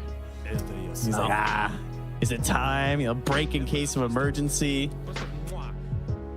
There it is. Trying to get there right now as we move on in towards the runes. Will they be able to sneak one of these away? Tianming steps forward, say, come at me. I got battery assault ready to go. They're going to find Fishman. Oh, the Fishman. Get out of there, Joel. You're going down as the right Fish clicks out of come water. through. And he is going to get gobbled up sashimi in the river. Yeah, okay. Yeah, fair enough. You can have that one. As Katomi starts heading down bottom too. And yeah, this is going to be the thing that I want to see. How big of a deal is this laning stage against the Necrophos? Can Stormstormer set up to have a decent time with it? I would think it should be pretty chill, Doing your thing. Should be all right. Should not be as bad as last game. Let's put it that way. How about that? Yeah, that seems pretty safe. A lot of the, we often, I usually put Kunkka into the category of the spirit heroes a lot of the times, and those spirit heroes famously are pretty annoyed by Necrophos, so that is one nice aspect of the Kunkka. I feel like he's not quite as bothered. But I guess a lot of it does depend on so many things, like rotations, and like if people just kind of like cover the water runes, how annoying that can be. Plus, like the idea of I have to hit my torrents and you just don't have to care about your spells is kind of annoying. Absolutely. He has been able to get a couple of denies here against the Necro, 6-2 versus 5-0. We'll see if that changes and if he can get into the region that he needs to survive here. Has the bottle coming out right now. But yeah, it's going to be a bit of an issue there. Down bottom, we did see Tianming on this clockwork already pop some battery assault and trying to play very far forward to mess with Gabby if he can. Meanwhile, Katomi just trying to cut off these as FY up top got very low HP. But yeah. Yeah, this is something you want to do with clockwork all the time. In the earliest levels to just immediately battery assault. He should go body block that camp too, I would imagine. But no, he's too busy. Doesn't want to do it. Fortunate for them. Also did see as the charge comes through and getting some good harassment there on the Lul. Gabby tries to get out of the cogs. Does manage to, but can see the potential power that comes with just the calling there. I try and body block the camp and feed and die. So it's nice to stop him from pulling the wave like he's doing right now, but either he was going to die or Luna was going to die, and that's why Tianming's at TI. Fair. I'm casting it. So nice pull from Katomi, though, to try and balance things out here as Lu and Tianming will run on over. Did see that wave pull coming out from Stormstormer. So in the mid lane, he has decided to run away from him as a nice pushback down bottom. And can they do enough to Tianming here? Doesn't really look like it. He can just walk that one off. He's just hitting the creeps in the camp. Ooh. Yes, thank you. Great space. Get used to it. Managed to take down the Lifestealer up top. It's showing the strength of this. And these early levels, too. Kind of like those Timbersaw heroes where they need a couple points up in the passes before it feels really good. So try and punish that as much as you can. And Grimstroke getting off to a great start could be a pretty terrifying hero, again, with this new Inkswell especially, plus how good the Shard is.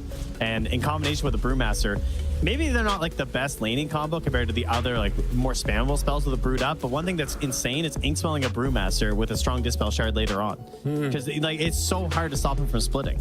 Yeah, he's always going to get that one off, it feels like. Plus, it means you can actually clap too. That's the coolest thing, because you can like actually blink clap without panicking. Here's our replay too. Oh, yeah. Of just this high skill kill here. Now you're probably thinking, why didn't he rage? Well, he was level 2 and didn't have it, and Not the problem. that was a problem. Yeah. As Katomi pops the fairy fire, dies to the Lucent Beam, and Lul is still sticking around. Now Gabby, no regen in the lane. Lul is going to get some tangos passed over, so another nice little win there for him. Should note, while all of this action has been going on, Grimstroke has been able to stack up camps. So there is a nice little bottle of extra gold there for Luna when she gets into that Mask of Madness. That's very impressive.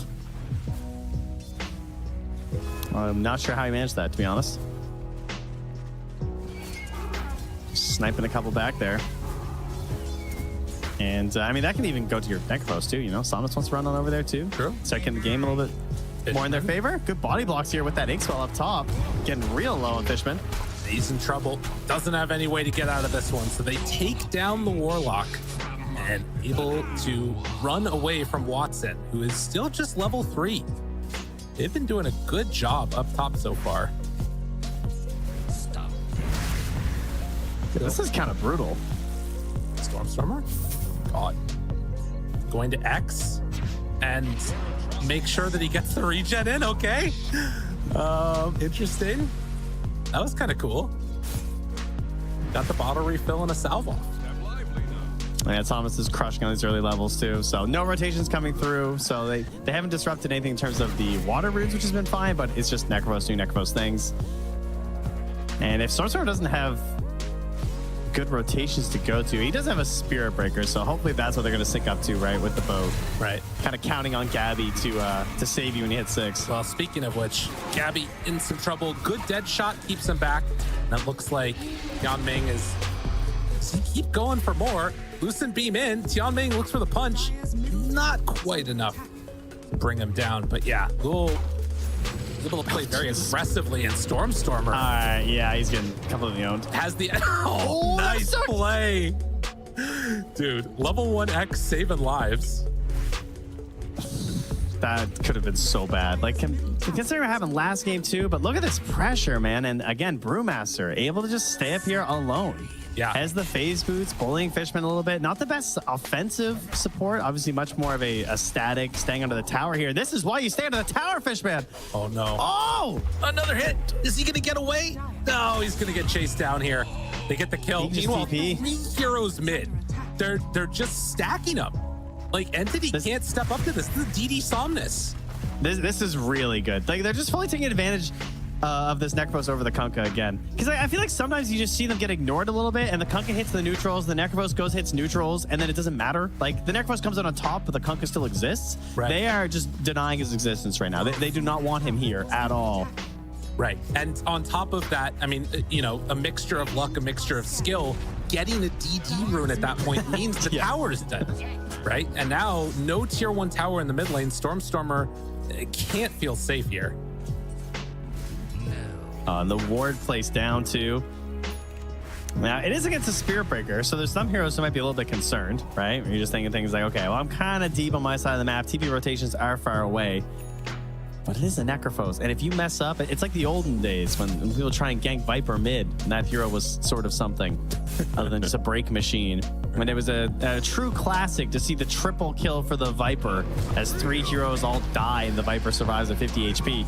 Up top. Oh, the split. They're going to pop it for Watson. Get in range. Slow down. Couple hits. He's in trouble. No level 6. No TPs. Chalice takes him down. And after taking mid tower, is going to put some pressure on the top.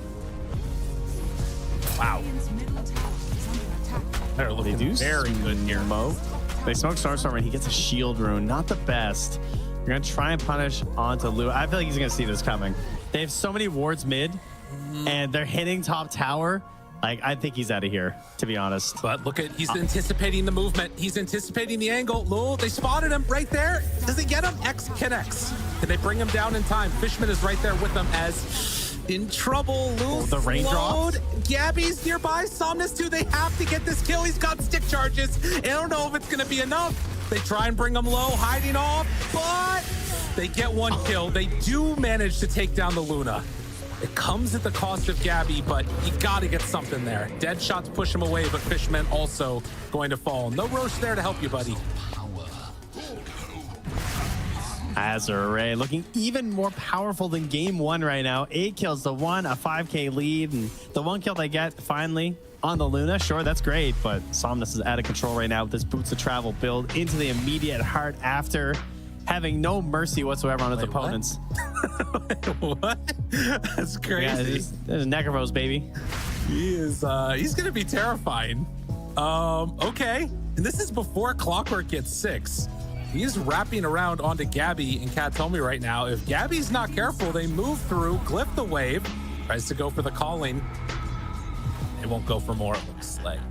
In fact, can they catch Jiamin here? Binds onto 2. Chase tries to find him. 1 dead, 2 dead. Who's ganking who? Didn't stand a chance. Watson now shows up also. The slow is pretty good. Boat connecting onto a bunch. Does manage to hit, but they just don't have the damage. Oh, man. They need more. This is so terrifying, dude. It's 4 points Lunar Blessing, 4 points Death Pulse. This is like a bad pub you play in US West. And like, no one on the team talks at all. And they just pick these 5 heroes. They just run at you with their auras, and you lose. We've been there. We've seen this. Buy more I know the items. strategy. Meanwhile, Stormer is going to get caught here. Takes away the illusion rune, finds the Kunkka. Get him back in, maybe. They have a lift up. They bring him down to the low ground. Gabby's trying to make his way over, but it's not looking like it's going to happen. Stormer still chase. Can they quite get him in You range? can't buy a bash. Just looking, hunting, wants him. Can't go for it. But Gabby will kill Tiamni. Wait, Yeah, have they that's right. gone too far? The level 2 Fatal Bonds doing something. Watson starts to hit Somnus. He does have Reaper Sight. Just TP's out. They have anything to break it? No. Oh, man. His brain's just too powerful.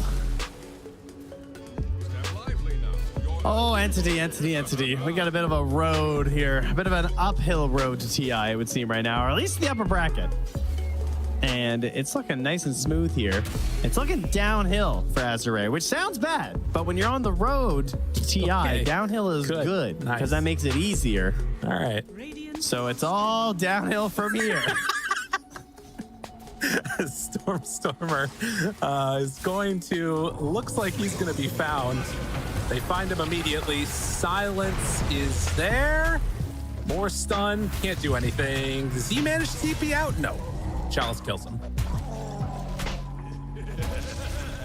I'm trying to get a look at the cam there on Stormstorm, and I feel like his soul is just losing his body. This sadist, you know, from the Necrophos, it's really coming into play here.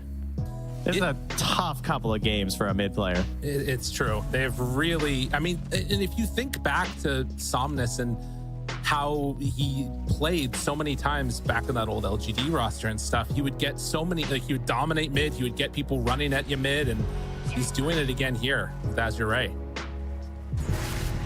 Oof. Gotta address the Somnus. Oh, we banned the OD. Just takes another int hero, runs at you with it. Wow. 11-2. Not even looking close here in this game too. Are scanning. I mean, the road back is paved with golden Midases, so Okay. Gabby's got one. That's it. Sorry, that's not true. Watson has his finished. Okay, there we go. All right. Time to queue up the Gabby's rest of them. actually is just coming. All right, so 50 gold away. Come on, bud. Almost. Needs to charge some tolls on this road. Radiant's bottom tower is under attack. Closer. I wonder. Dude, this ward, this ward mid is about to die of expiration. This ward has done so much for them this game. They dropped it mid when they pushed the tower with the DD. Yeah. And it just died of its own volition. Been there that whole time. Every move cut off from it. Stormer now is going to try and take these down. Radiant's bottom I mean, it's going to be 14 minutes. Fishman trying to get level 6. He gets it now at 13 and a half. This is a hard game. The old Fishman. Doesn't matter how many times they spam it in chat. It's just Yeah, Right you there. would think You would think that Joel would be powering him up right now. So much. And Maybe it was the fish moly we needed. Azure, though, I mean, continuing to hold on to every little area of this map. And you can tell how free they feel. They're not at all afraid of any punishment. Well, Entity are just grouped together in this one corner of the map, with the exception of Watson. Yeah, they're basically smoking for their own wisdom rune right now, it feels like. As all right, here we go. Gabby, find somebody. Oh, no. Oh, no. They see them all. Goes in. Golem down. Do they have anything to follow this up? It looks like they got Tian Ming. Are they going to keep chasing with the rest of Azure? They're running into them right now. Do not appear to care about anything as the Fishman slows them. But that does mean everybody can spread out and go back to farming a little bit. Look, they got to kill and they didn't all die. I feel like at this point, that's kind of a win, especially if this tower isn't pressured at all. Yeah. I mean, Chalice wants to try and mess with their watcher here. It's a bit rude. Okay, he's just being rude. He just takes it in front of him. Oh my God, have mercy. Fishman's gonna die. It's brought down by Chalice. Kidnapped by the astral pull. I mean, that was a, like, you know, you're gonna have to split to kill me. I feel like Fishman's fine with that. That's just a bored Brewmaster player. Right. Radiant's bottom tower is under attack. At this point, you gotta take what kills you can get. Lul is still just free to AFK farm the Ancients. Has Manta soon to be on the way, while Azure playing together with 3. They have Hookshot back up again. Spot 1, it's Katomi. Just use Flare so they can't get vision on him. But as they collapse in this area, he's in trouble. Moves in, went for the long range target on Tian Ming and doesn't manage to get either of them. Is under attack. I absolutely love that Chalice went Spear Vessel and is thinking about Blink. I hope he finishes it. Boat comes out. Rum Buff helping out Stormstormer. Meanwhile, Katomi's still very low. They take down Fishman. They take down Tian Ming. Chalice, he's in too far. He's going to get punished here. As they Oh, he buys find the the blink. brew, he's dead. Radiant's bottom Okay. tower is under attack. All right. So when is the last time we saw a Brewmaster buy Blink early? This, like, never happens now. Yeah. It's very rare. They typically will see Spear Vessel into, like, Midas Radiance, Spear Vessel Radiance back for the Midas, you know, those kind of ideas. Is under attack. But the Blink, I was thinking, is pretty sick because of this idea of the Inkswell, right? That's got to be the main reasoning. Yeah. As they will chase after here onto Gabby. FY here. Oh, he's committing. All right. Bound onto 2, double loose Don't beam. care. Lul there just to gobble them both up. As Fishman gets silenced. Couple more hits. Dead shot. Blood grenade. He's alive on nothing. Oh, the Barely dodges it. Going back in. You're crazy. 51 seconds. He was dead anyways. The flare for the takedown, Yeah. though. I think he was trying to dodge a flare. Yeah. But it looked really funny. All right. I'm not Well, done with they, you. yeah, they killed Chalice. He comes back in. The split is back up now in 1 second. FY, that double kill. Well, actually, I don't know how many he ended up getting. The double kill he set up for his team, will get him quite a bit of gold here, and that's going to give him the shard. So now this Blink Dagger is just perfect. It's such a good idea. Because, you know, typically Blink's really not that good on Brew anymore. To be fair, he also only has 1 point Thunderclap, so it's not like it's incredible. But it still starts off the fight the right way. It has this whole idea of, like, ruining this backline of Warlock as well as Muerta. Gabby hoping to get out of here. Ooh. Couldn't quite break the movement through the portal. But yeah, the slow, steady build of net worth that's going into the favor of Azure. You got to try and hit another one of these timings a bit later, it feels like. And of course, with all the commitments towards Midases, that's kind of the only option they have. Kunkka's going in for an Aghanim Scepter next. They do have the Atos on Muerta, like you're talking about, but see how it ends up going. Again, eh? Radiant's bottom tower is under FY attack. finds Watson. They pass each other. Just walks through. And are they going to dive? Oh, they found Stormstormer. Reaper's sight there, dead. Now looking for more. Katomi tries to TP out. Not going to happen. Quick rotations from Azure. You're not getting a tower for free. No, they're going to take one as well. From the other side of the map, rotate through, get your kills, and now send the Brewlings down bottom. Still early though. Don't last too long. These look like they're gonna stick around this area though, as they have taken over that outpost. FY just walking in division, and they can't do anything to them. Another stacked Ancients, which Lul should be able to clean up here. Man. All right, well, listen, it's a 9K lead. It's 17-5, and nothing surprising is happening in the last two series. So I just think that clearly, again, things will just go as expected and Azure win, right? Is that it? Are you trying to cast like- this? I mean, everyone knew that Talon were going to win. Right, And of course. yeah, you know, previous series like yesterday, and then everyone knew that the Nouns were going to win. So that wasn't surprising, and I just feel like everyone knows that at this point, Azure are guaranteed the W. Okay, we'll see. Charge down bottom. Is this the beginning of the current? Okay, probably not. Stormstormer does do some work. Wait a minute! Stormstormer! Oh my goodness! They did it! And now the chase down. Trent somehow managing to curse Azure Ray in the casting booth. They do so lose powerful. Stormstormer, but get two. All right, that's a solid start. Lou, definitely the feeder, I gotta say. Teammates gonna be giving a hard time after this one. 2 of the 7 deaths. How much you Yeah. have to see from the Luna? Not a great ratio on the hard carry. And you know, the worst part is, of course, like buying this Blink Dagger on Chalice that I really like it. It's really cool. Like if they're not finding successful fights and stuff, he's just be like, man, I wish I had a Midas. I mean, I wish Right. I had just bought the item everyone else bought. It does raise some interesting questions here. Like if they start to even these fights a little bit, trade some kills, it's not looking too terrible for Entity. We'll see though. Katomi, he's gonna get found as Chalice blinked on top of him, but when you're speedy like that, it means you get away further when the dead shot comes out. Katomi pops ulti, tries to run away. The torrent not quite gonna connect, but the Atos keeps back Chalice. Charge still following right now, but I think he's gonna use it to farm. I thought he would use it to farm. Okay. Playing with them a bit. Has that Octarine War done? Oh, again, more vision too, by the way. They have a ward in their base right now. God, their wards have been so good this game. Yeah. Like a ward living the whole time in your base. This ward, I haven't even talked about this, TI. These wards are so insane. These high ground wards. We need more of these. Like inside your base, you just see couriers the whole time. It tells you everything. You see couriers flying all across the map. Just gives away where people are farming all the time. It's crazy when you get them up in a match. And that's our caster ward down there showing us, hey, they're doing Roche. Okay, checking.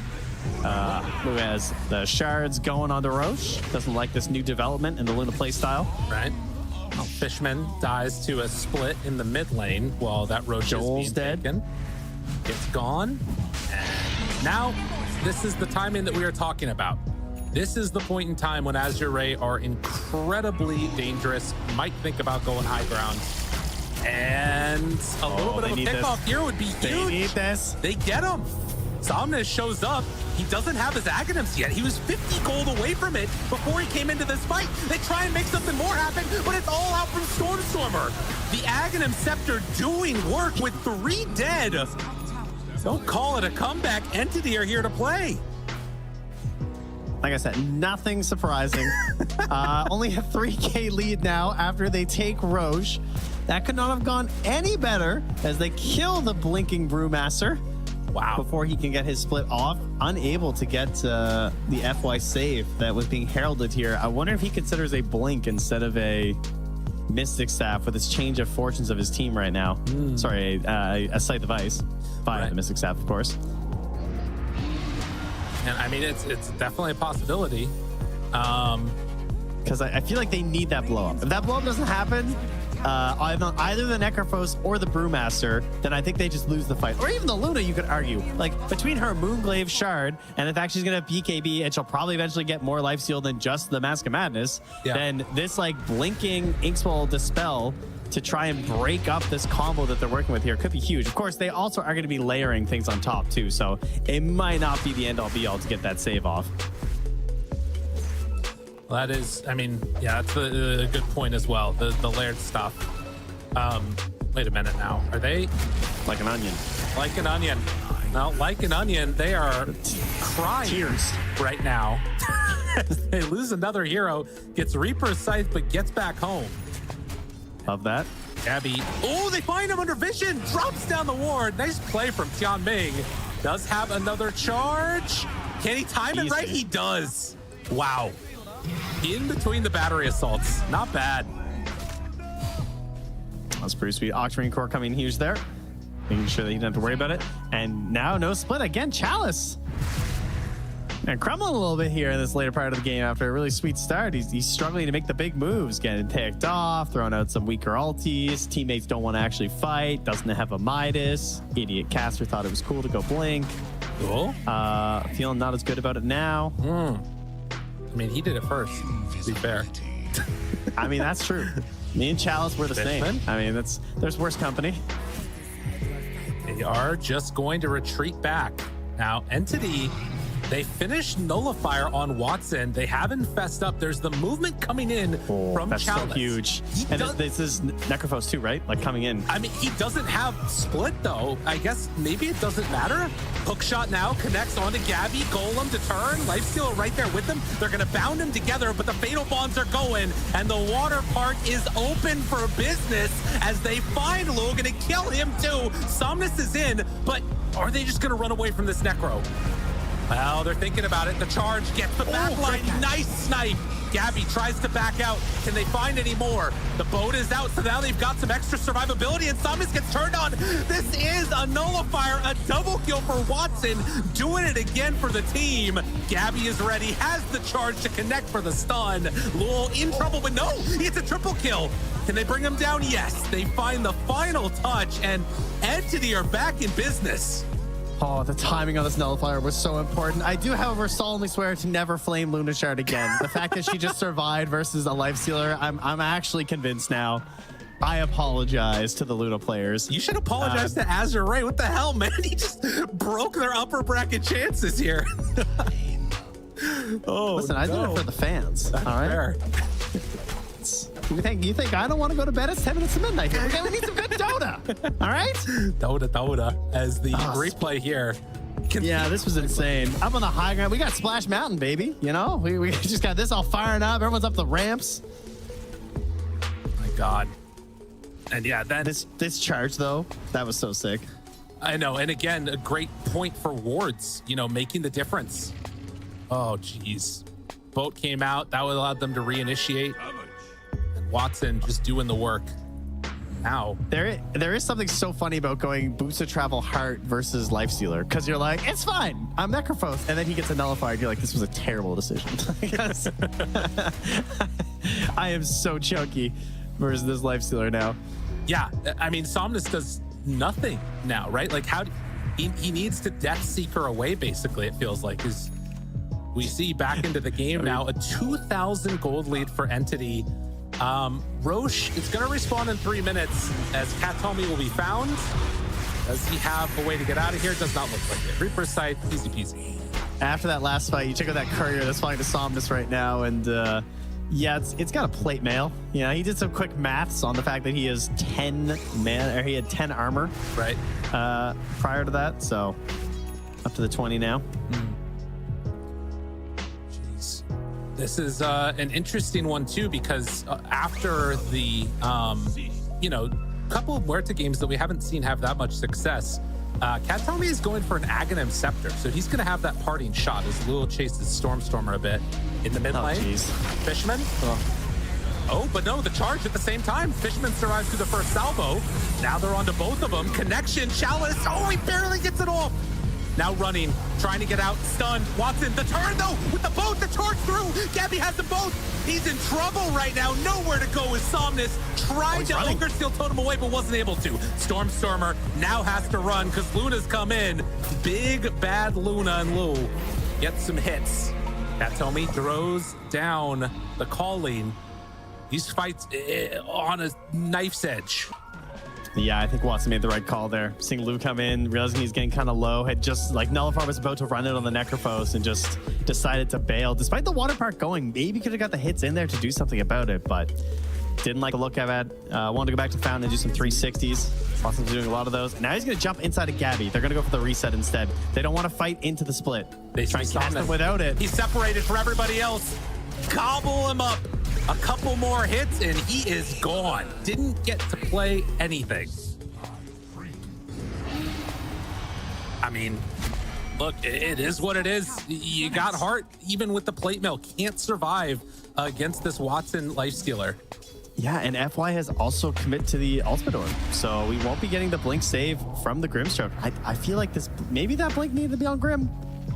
Might have some issues here. The other hope, I guess, will be Tian Ming, but he doesn't have a Force Staff to try and break it up as well, right? I mean, they don't have any. They've got these bigger items there, and well, FY. Does he survive through? BKB Gabby. Okay. That was not how that was supposed to go. Does have charge. Gets away. Oh, God. Oh, Tian Ming. Where are you going? Pulling out the Scorpion. Get over here. Does he have another charge up in a second? But gets silence. Gets the kill.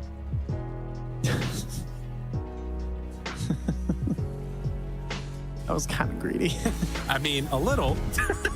A little. 8-second BKB. He wanted it bad. Fishman. Oh.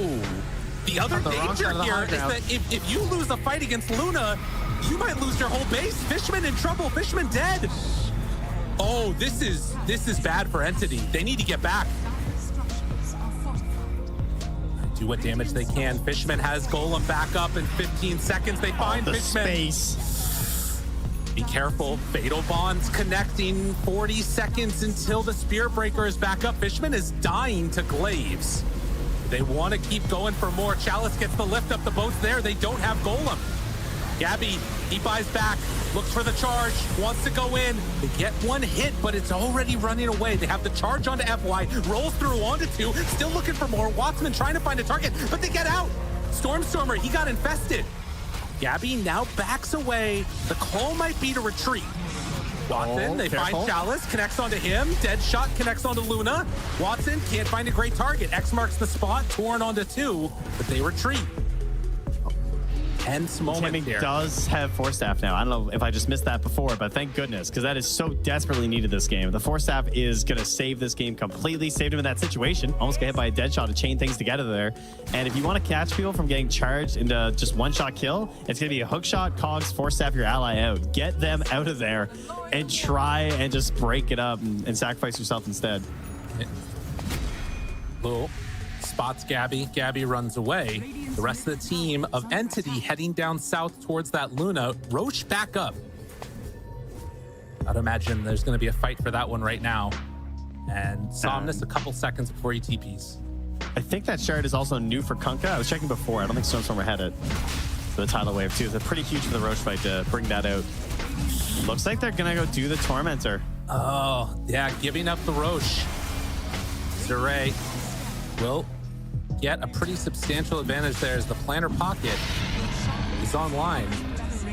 Imagine. The Reapers? Yeah, I mean, that's gotta be I mean, it's actually kind of cool because there are, loosened beams and stuff for chain stunning. Could be kind of huge to actually hit something big. Or the Soulbind? Maybe. Depending. Yeah. Yeah. Maybe not the shard they were hoping for. No. I guess Muertas isn't insane on support Muerta either, to be fair. She's almost at Aghanims on Cat. That's true. Yeah, maybe I shouldn't call her support. Chalice Something. wants to run. Okay. Clockwork looking for the angle. Finds him. They got him. Immediately pops the rage. Wants to run. I mean, he's gone. They find and kill. Reaper sight done. Big kill for Azure Ray and no buyback. Okay. 1,000 gold away. With a 4-minute Aegis and Cheese, now the gem moving towards high ground. They've already had such insane vision throughout this as well. Do they have any more obs on them? They do have one more in FY. See if he can sneak another one up on the high ground here, but I doubt he gets away with it. There's already a sentry laid down. I mean, this is this is at least one set of racks. I don't know how much more they get, although they don't have a creep wave at the moment. Will be coming up right now. Nobody from Entity could get mid to grab it, as Gabby a little bit late on that one. I think you gotta let this one go. I mean, I don't know what else they're going for tier 4s. Azure say, we don't want to play Dota anymore. Entity pulled everything back so well, and now Golem dropped down, but it's about to die. What do they have left in the tank? They're starting to fall. Boat's gonna come out. Connects, they need life stealer damage. Shot. Can they kill off Lou in time? Hook shot to turn it, to go back into them. They find immediately onto him. Gabby pops the ulti, bringing down Lou very low, but still alive, still with the Aegis. Watson can only look on from the grave. They don't have enough damage. There is no creep wave though. They keep the creep wave alive. Buyback comes from Kunkka. It's gonna be there soon. They buy enough time for Watson to get back up. I can't believe they're holding it, but the Ancient's still exposed. They have 100 seconds without Gabby. He does not have buyback because of the timing. That was a dieback for him. They find Fishman immediately, and now with the creep wave coming back in, Watson's got to do it all. He finds one. Do they have enough damage? Eats the teams to turn it, and that's gonna do it. Watson goes down. Azure Ray take the win, 2-0. See, it was just a little bit of fun, you know? Yeah, it's messing around a little bit before bringing it back in towards a solid victory here at Game 2 for Azure Ray. And yeah, it did get a little bit dicey, no doubt about that. Kind of felt like they just decided to clean it up a little bit there, look for their solid group up plays once more. Ooh. And they had to work through some of the solutions that were presented here from Entity. You know, I had to start playing a little bit more around the nullifier, had to try and watch out for exactly the angles Gabby was going to come from.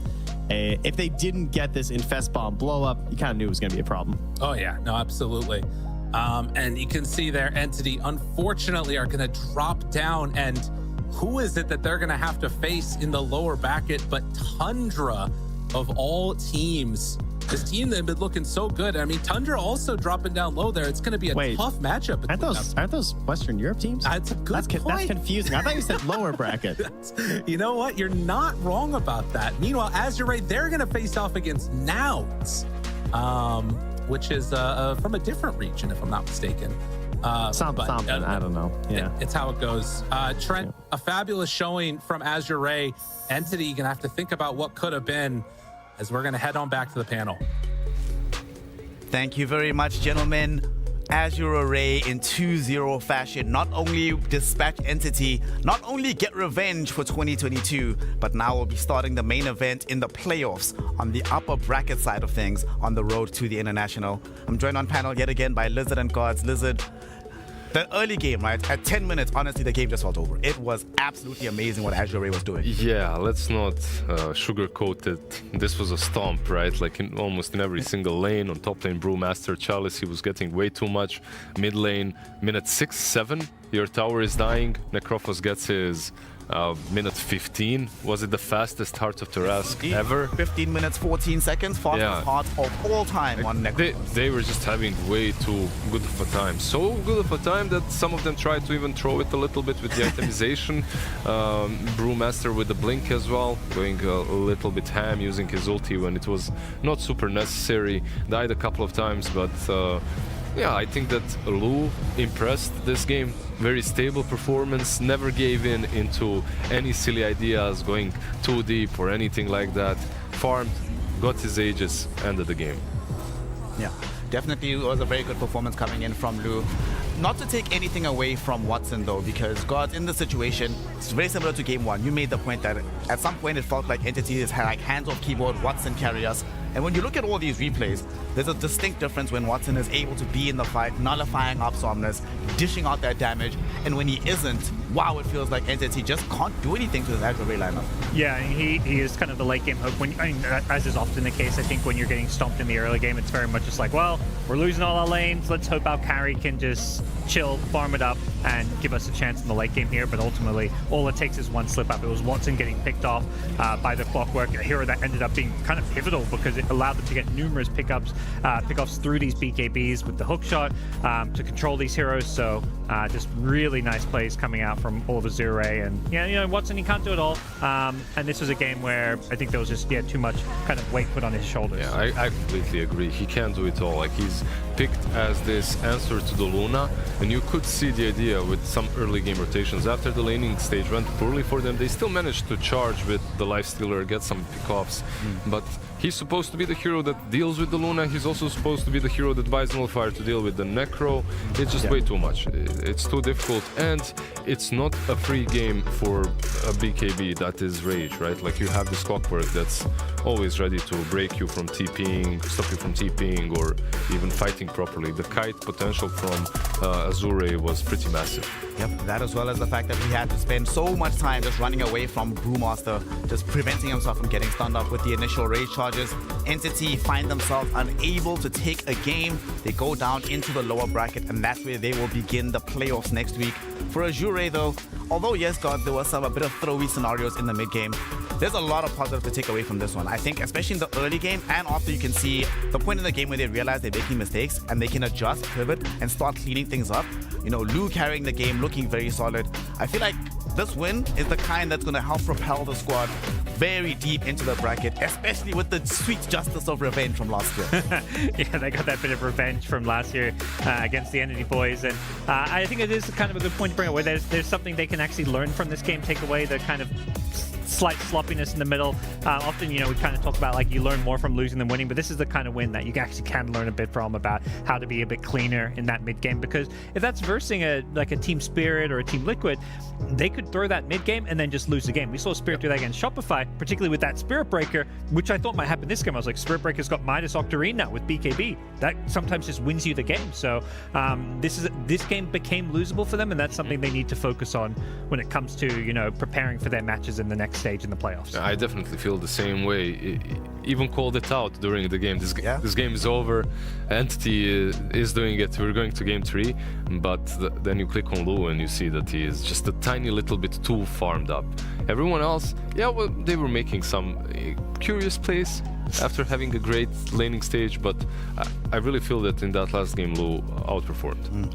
Lou finally able to step it up here on the way to the international. He makes a way to carry the game, even though things were shaky in the mid game. But crucially, when you look at a team that has lots of superstars, you have Somnuses, Chalices, FYs, folk who are used to carrying their games in their positions. For a young up-and-comer like Lou, it's very beneficial to give him the reins of responsibility and to understand that he can take them and drive you to victory.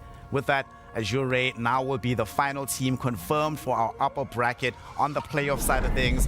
The bracket is set. Next weekend is going to be very entertaining. Obviously, we had the massive upset earlier today of Nouns, and Azure Gods, if you're them, you probably were preparing to play Tundra next, but getting past your opponent. And normally, a week ago, you're like, guys, we'll play against Nouns. It's going to be simple. From what we've seen from Nouns, they cannot be taken or underestimated at all anymore. It's cool to see those two teams play each other, because I feel like both have their kind of signature heroes that are different to what everyone else is doing when it comes to the drafts. We've seen Azure bust out the OD. We've seen Nouns bust out Alpha and Witch Doctor. So two teams with kind of some distinct picks, which is partly why they're in the upper bracket. So it's going to be a really fun matchup, and not just one where you can just, as Nouns have proven, where you can just discount them. Yeah, both are definitely different when it comes to picking heroes that aren't necessarily picked by everyone else, but I would still say that Nouns, they're the ones that you might have to just ban out those heroes against. You don't. Yeah. When do you get to practice versus Witch Doctors and Ogres, right? Like, you can only theory craft. Like, these heroes, I've heard, have been drafted in a couple of scrims. Like, teams are playing Ogre mid. It wasn't the first time. It wasn't like a super surprise, right? But still, you just don't have experience. You don't play versus that every single day. Looking at that bracket, I'll be honest, right? I'm very excited to see that particular matchup, not just because the squads involved are young in their journeys, still trying to prove themselves, but both of them have the Giga Chad brain coaches. Lanem versus Astini, that drafting phase, guys, that's going to be fun to watch. No matter what, it's going to be entertaining. We're all going to learn something about this patch. Yeah, and now the coaches really get to shine. You get that extra extra bit of time to prepare for the main event. You get the days off, so you can really go into the group stage matches. Everybody's played so many games so far, so there's a lot of data to use, and the coaches can really come up with a good battle plan when it comes to the drafts for the playoffs. Let's talk about the playoffs though, on the other side of the bracket, in the lower side of things, where teams stand a chance to be eliminated next weekend. Some fairly surprising names here, Liz. Gaming Gladiators, BetBoom, Tundra, Rebellion. They could all be going home on the first day of the playoffs. That is not something I would have expected coming into this tournament. Yeah, EU in shambles. And it's fun. We get some of those regional matchups. You know, Tundra versus Entity. We've got Shopify versus TSM. So, you know, each region gets to, you know, figure out who their champion of the lower bracket is maybe going to be. Although EU also has some teams in the upper bracket as well. We still have what, Liquid? Yeah. Yeah. Nice. It's surprising. It's literally just Team Liquid that's in the upper bracket from Western Europe. I don't know I wouldn't have ever imagined. if you heard Blitz and how their scrims are going. I don't know if I can put all my hope into that. So, looking forward, gentlemen, we are at the end of the group stages. We are done and dusted now. You've seen what the bracket's going to look like. You know what the next weekend will comprise of in terms of the games. Gods, give me your primary thing to take away from these groups. Well, a team that you are going to be backing for the rest of the tournament, and what's your primary takeaway meta-wise from the games that we've seen? I think one of my biggest takeaways is probably about just play your style. You know, we are only like a week or two into this patch.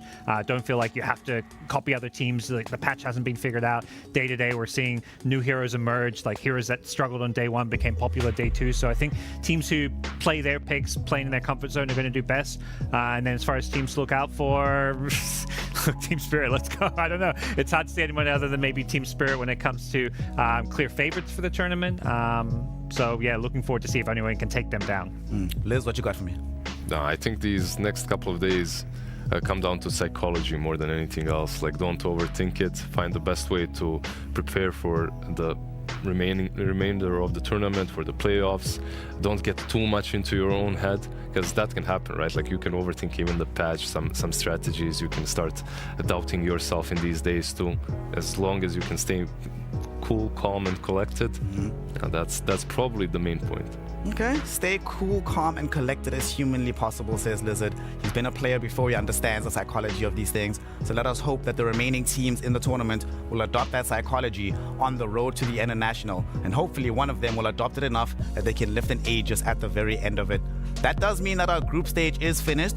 We will be resuming proceedings in the playoffs on October 20th. So make sure that you join us on that day, starting at the very top of the bracket with Team Spirit, a team that, I'll be honest, I think is going to win the tournament, but where they'll be starting us off in the playoff side of things. So join us October 20th for some more Dota 2 action. From myself, Snare, my incredible panel, Gods, Lizard, you know, Winter's here in absentia, Natty is in the background, and of course our wonderful production team that has enabled us to bring you all this fabulous analysis and crucially some fabulous Dota 2 action. Before we go, just a final reminder, Dota 2 is a celebration, right? Not just of fancy lights, cool team fights, lots of action, but of camaraderie, of teamwork, and of building long-lasting connections. There's people that you're going to meet through this game that will remain in your life, your close friends, for the rest of your life. So treasure the moments that you share with them. Make sure that you are keeping a positive mental attitude about the game. But more importantly, make sure that you have fun, enjoy us, and see us in a week to continue the journey on the road to the international. Alright, welcome back. He is just dead. Who do you focus on? CR going in with the side kill. They finished up this. Look at this man. Here comes How do the you stop him? Oh no, the unstable concoction. That's not what you want to happen. Such a tanky primal beast. Oh, that timing of the glimmer. I love it. Oh my gosh. He knows he's here somewhere. Return damage time. Ramses, he's just going off. GG. They tried so hard. Look at that hero.